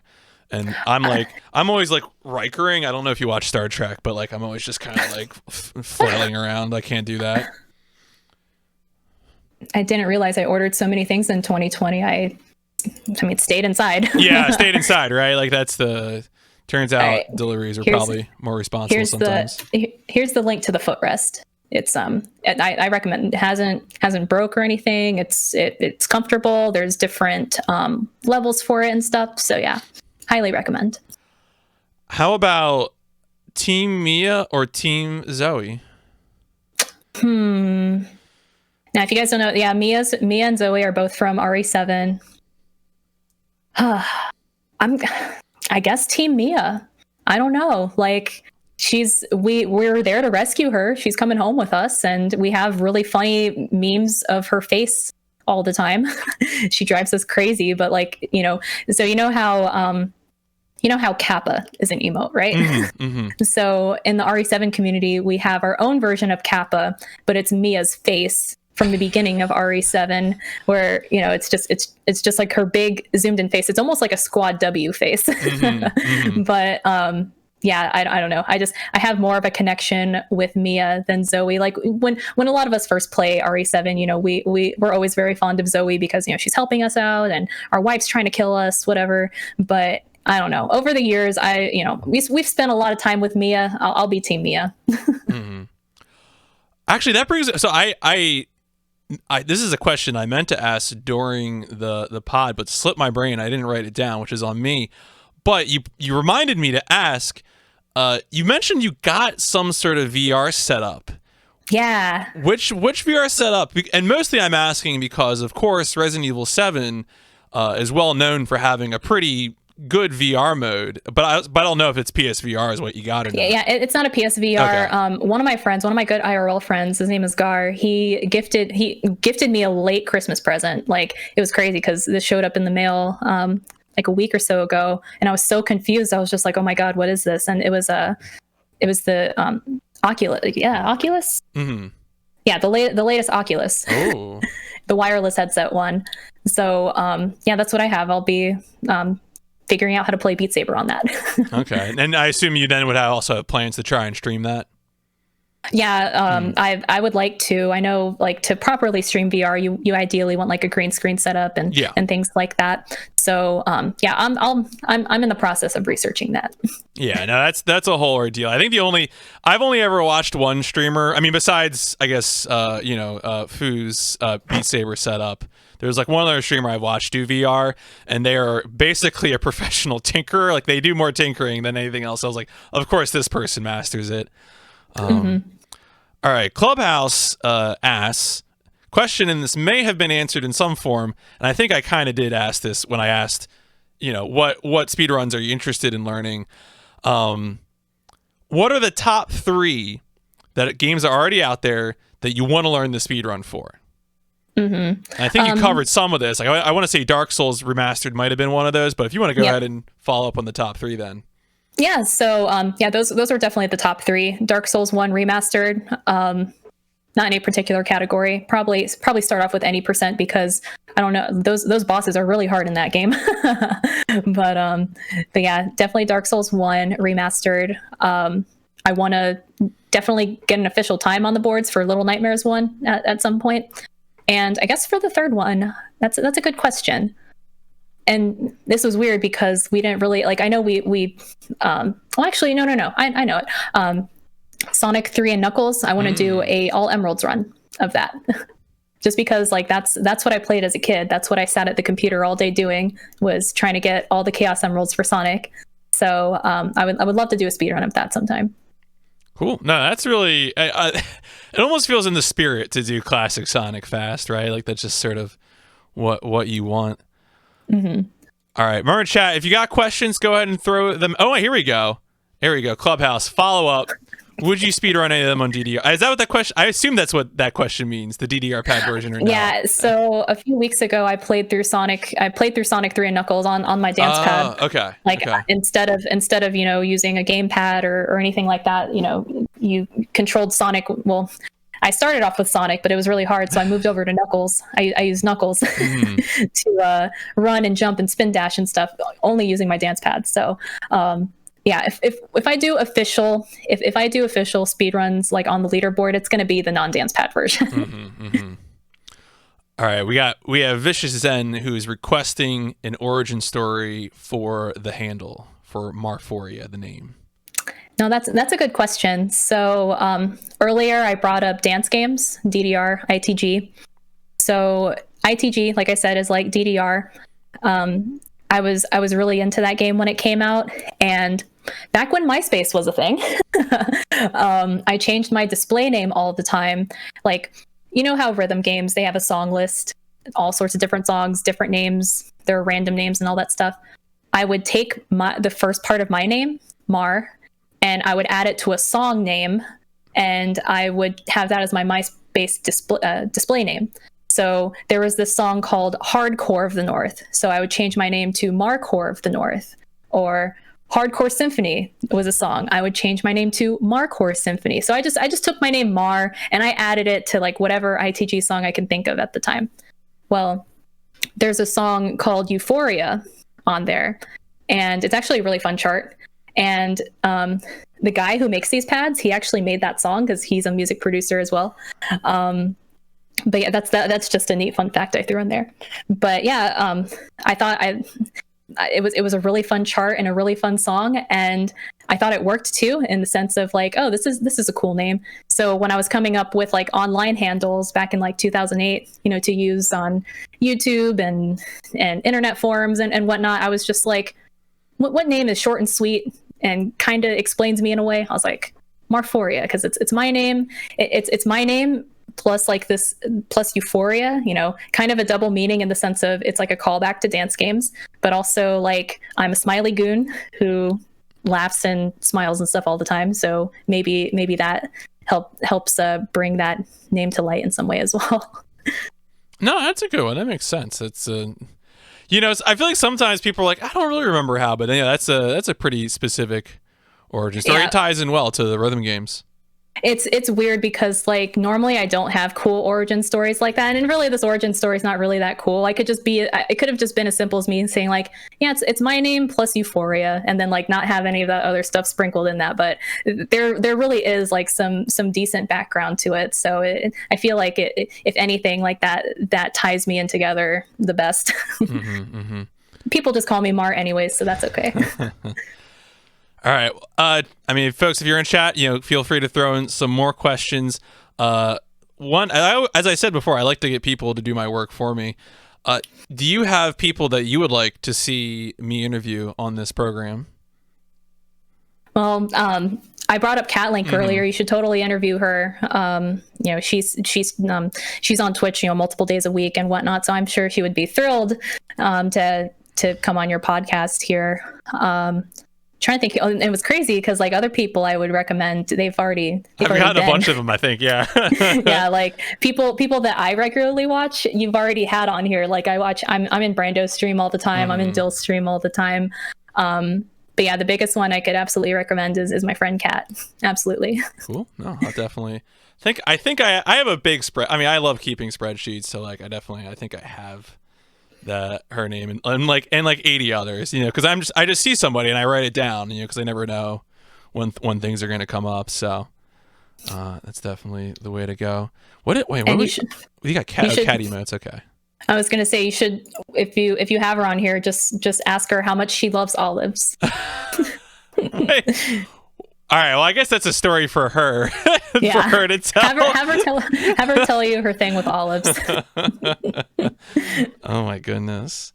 All right. Well, that's what. All right. Yeah. I can't ask. That's too specific. I mean, you're just gonna have to have her on here. Yeah. No. That's really that's all there is. That's all there is to it. I mean, how do you feel? How do you feel about olives? Maybe I should ask you then.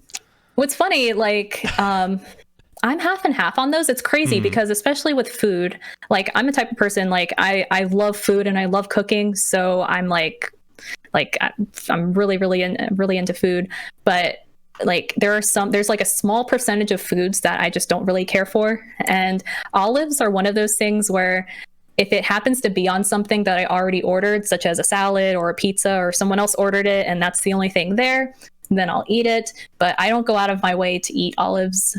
Like that's just, yeah, I don't go out of my way to eat olives or pickles or trying to think what else. Goat cheese. No goat cheese, please. No goat cheese? No, Nope. Not even like a nice like salad with maybe some cranberries or something. No. I don't mind like brie with cranberries or something like that. But goat cheese is way too strong. That's probably the one thing of food I just cannot eat. What about like blue cheese with like some wings? I'm half and half on blue cheese as well. It has to be like it has to be at the right time, like you said, with wings or I'd have to say my favorite application of it is like, how they make burgers with like blue cheese and bacon on them. Yeah. I think that's a good application of that as well. No, that's fair. That's really somehow it always ends up with food takes. Are there specific variety? I don't know. Like I feel like asking whether or not you could get into specific blue cheese. Are you that much of there's a term for like cheese connoisseur, isn't there? Oh, there is. I don't know what it is. I'm not that cultured. I can't, because there's a name for like a wine connoisseur too, and I can't remember, or like people who like there's like a name for a person who like owns wineries or whatnot. And I remember hearing that on MasterChef one time. It's like, oh, my husband wants to be this, and I'm just like, what is that? Yeah, maybe cheesemonger, right? I don't know. Yeah, my other thought too was cheesehead, but I thought that was like what they call the Green Bay Packers fans. I think that is correct. I think because they have the cheese hat. But all right, we got some questions here. Frank asks, "What is your favorite Pokemon?" That's easy. My favorite Pokemon is Arbok. Kind of weird, I know, but yeah, I've always loved Arbok. I've just I've always been a huge fan of like reptiles and snakes, and I was always the type of person as a kid to root for the underdog in media, whether it was like video games or anime or something like that. And, Team Rocket always being the bad guys. but their Pokemon aren't bad. It's just they have owners who are evil, right? So I always had a soft spot for Ekans and Arbok, and so Arbok's my favorite Pokemon, hands down. Did you recognize that the names of this Pokemon were just names for Snake and Cobra backwards when you were a kid, or was that later? Yeah, that was because like when Pokemon cards were a thing, and when they first came out, and like everyone elementary school was when they came out for me. Everyone was so crazy about them, and that was always like the one thing that people would always say, like when they had their cards, like, do you see this? It says Snake backwards and Cobra backwards, and everyone like getting blown away and stuff. So yeah, that was like the general Pokemon knowledge that everyone was so proud about.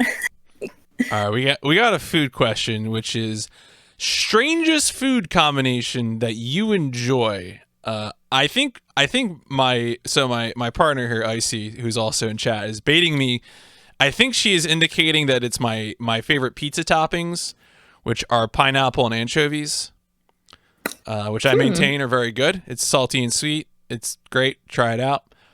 Do you have a I mean, it doesn't have to be pizza toppings. It could be anything, but yeah, what's crazy, and it's funny you brought up anchovies. So, and it's crazy. Yeah, I'm trying to think, because this is something I should know off the top of my head, but it's one of those things you really have to think about. And before you even said anchovies, I'm like, I know people think when I eat pasta with lemon and anchovies, they think that's weird, but I think it tastes great because it's like, you got the super salty anchovies and like the acidity of like the lemon. Oh, specifically, it's like thin pasta, whether it's like angel hair pasta or just thin spaghetti with anchovies, lemon, and Parmesan cheese, and that's it. I think that's like a great combination. But I know a majority of the people in my life, as soon as they hear the word anchovies, they're like, okay, bye. Sorry. I don't get it. They're just little salty fish. It's really fine. You like salt, you like fish. I mean, nothing wrong with that. Yeah. It's kind of like when people freak out when they learn that Caesar dressing has anchovies in it. Yeah, like that's the thing. Well, I bet you a lot of people who are talking foul about anchovies have had Caesar salads and dressings that probably even have full anchovies in them, or substantial pieces.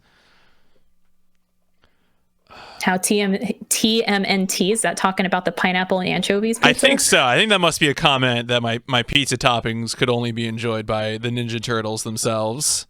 I mean, there are people in Sweden who eat like bananas and curry on pizza. I think that's an interesting combination. I'm really intrigued with, but I haven't had it yet. Yeah, no, that would be something. Maybe here's a question. We spent a lot of time talking about events and talking about GDQs. And were you? Now I know we talked about SGDQ 2020 online, AGDQ 2021 online. Have you been to a physical GDQ in person? Yeah, I went to my very first one last year, AGDQ 2020 in Orlando. That was the very first one. And it's crazy because, I like where AGDQ used to be. It used to be like in the DC area. I live like a few hour drive away from that. So I could have went way before then. I actually tried to go just to go meet up with some folks a couple years ago, but a really bad snowstorm came through, so I couldn't drive up there safely. But I remember then it's like, okay, doesn't matter when, I'm going to my first, like I'm going to GDQ, like even if it's in Florida, I don't care, like, because I remember being not upset, but I was just like, wow, they actually finally moved the AGDQ location, because it used to be mid-Atlantic all the time for like the past 8 years, or maybe not 8 years, but it was there for a long time, and then they finally moved the location. But did you go to AGDQ 2020? No, I have not physically been to a mainline GDQ event. I think the first like speedrun marathon I went to was ESA 2017 in Växjö, Sweden, and then I went to TwitchCon 2019 to run in GDQX. And after that, I was like, well, I can't go to AGDQ 2020, but I'm absolutely going to the next event. Oh no. So that didn't really work out. But whenever it happens again, hopefully. Yeah, hopefully, when it's safe and whatnot. Yeah. They're a good time. Like the venue that they had for AGDQ 2020 was, it was in January, but then it's like super warm in Florida. You can go outside with your shorts and t-shirt, and there was a lot of restaurants within walking distance, and the venue was beautiful. There was lots of room for everything and everyone. So it was a good time. I really hope they bring it back to that venue. Yeah, I'd be curious to know too. Yeah, I mean, just to see how that works out. I didn't. I probably didn't go in part because I'd been going to MagFest for years, and you talking about the snowstorm reminded me that I think I definitely know what snowstorm that was, because I absolutely drove through that snowstorm to go to MagFest, which was probably again, in the Mid-Atlantic area. Yeah. All right, I'm gonna time out one of my mods here. Just excuse me now. One of my mods has this gag where they ask a very semantic question about food naming. They actually almost Biddy. Do you ever go to Maxi Lobs' channel? Yeah. Biddy almost banned him from the channel for doing this. Really? Yeah, because I raided Maxi's channel and Coca started doing this, and Biddy was like, "Who is this? Why is he doing this?" Yeah, she helps him run a tight ship there. Yeah. So understandable. If someone came in my channel and started doing this, I would also be very skeptical. I mean, I would just wouldn't think. I would just think I wouldn't know how to answer that. Yeah. But like microwaving isn't even cooking, so it's still just twice cooked pork. So I don't really understand why this is even. It is. It's still twice cooked pork. Yeah. I guess if you wanted to, it'd be cooked 3 times, but you're just heating it up. So. That's what he wants you to say. He wants you to say it's thrice cooked pork. Yeah. What an interesting question. Not one I would think to ask a lot of people. But, here we are. So, again, we're on the front page up until 9:30.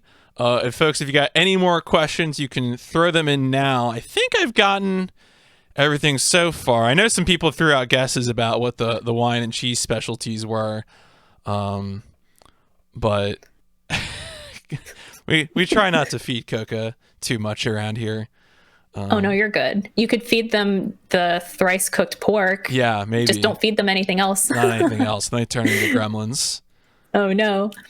It was funny you brought up when you brought up GDQ and MagFest. I went to a couple of MagFests before, and it was always really cold up there.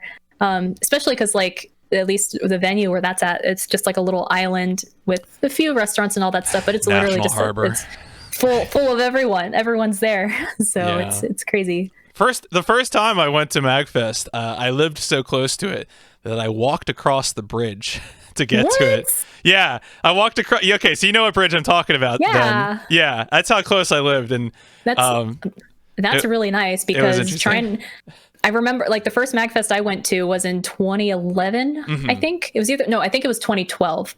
And that was when they just moved it from the Hilton to the Gaylord. Okay. And it was crazy because there was a lot of people there, but I think I went 3 times, each successive year. And the arcade was pretty bare. You had the arcade and the artist alley kind of in the same space. And yeah, it was really easy to get a hotel room in the Gaylord because that's the ideal thing. You have this huge hotel, and then you just walk downstairs to where the all night arcade is, and to all the panels and all that stuff. But with each year, it's as soon as hotel rooms open up, it's oh, they're sold out. And trying to get a hotel anywhere in National Harbor there was just apparently a pain. And then I remember thinking it's wow, I would not want to walk out in the snow.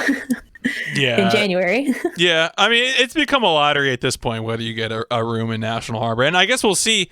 I mean, this is more current events than necessarily podcast interview material, but I don't know if you had followed any of the MagFest news in the past year. I've seen it pop up on Twitter every now and then. Yeah, curious to see where they go with it. Yeah, we'll see. Well, I mean, at this point too, maybe I'll just try to go to AGDQ. I don't know. Part of the reason so I used to live close, and then one year a bunch of my friends won passes to MagFest by winning a Dota 2 tournament at a LAN party. What? And so that was my friends are terrible at doing anything or going anywhere, but that was like enough to be like, okay, guys, we can go on a trip together. You know, we can do something fun. And so I finally got them to go there, and you know, and it was fun. You know, it was in fact fun to go to a con with your friends. Yeah, it's a good time. What was interesting, like before I went to AGDQ 2020 online. So I have we have some IRL friends who are really into Link to the Past randomizers, and there's this event called Speed Gaming Live. They had their first event, like they had their first in-person event in 2019 at a I guess at the old AGDQ space. It was at like it was at a Hilton right near DC. So that was a cool event, even though like I don't play randomizers at all or play Link to the Past or anything like that. There was like 200 or 300 people there at this event. Maybe it was like 200, and it was a cozy event. And like what's really neat about just like speedrunning in general, like you don't have to run a game to appreciate or watch other speedruns. And this event, like I said, even though I had no ties to the community, except I was just there to root on my friend. I was there to support him and root him on and stuff. I still had a lot of fun, like just watching these races and being at an event, even if it was like a small and cozy event, because they didn't just have the randomizer tournaments going on. They had like a little small like speedrun marathon going on too. Like the randomizer tournament was like the big thing that took up like, you know, the 4 or 5 days, but then they had like a weekend long thing where they showed like some speed games and stuff. And actually I think JHobz was there too. Yeah, I've heard a few people talk about it, and you know, they had a good experience at the 2019 event. We're looking forward to the 2020 event, and of course, you know, that wasn't able to be held like any other event. But you know, hopefully it'll be back again in the future. Yeah. Hope All so. right. So I think we're just about wrapped up here. It's 9:30. Do you have a raid target that I can send people to? Ooh, well, I guess I can, let's see. Let's look at my following list. Let's check it out. Doo-doo-doo. Let's see. There's a couple. Have you interviewed Zik3? He speedruns Spyro. I have not. I don't think I'm familiar with that person at all. So if you can put their channel link in the chat or in the DM. Yeah, so he's one of the mods for Spyro. He's streaming right now, and he actually helped commentate one of my runs. The one marathon run I did with Spyro 2. It was for a Black Lives Matter charity marathon. He was there, who helped. Like he like killed it on commentary. He has a lot of knowledge with the Spyro games and whatnot. And since, you know, I brought up Spyro as well, yeah, no, absolutely. Yeah, he's a super nice guy, super chill, and could show him some love. Awesome. Well, let's do that. I'll send folks over there. Thank you again so much for joining me. I'll probably get the VODs and everything uploaded by, I want to say, you know, maybe Monday or so. And just thanks again. Hopefully I'll see you around at events in the future. Oh, no. Yeah. Thank you so much for having me, PMC. And hope you have a lovely rest of the evening, and cheers to you and your awesome community here. Excellent. Thank you. Take care. Bye.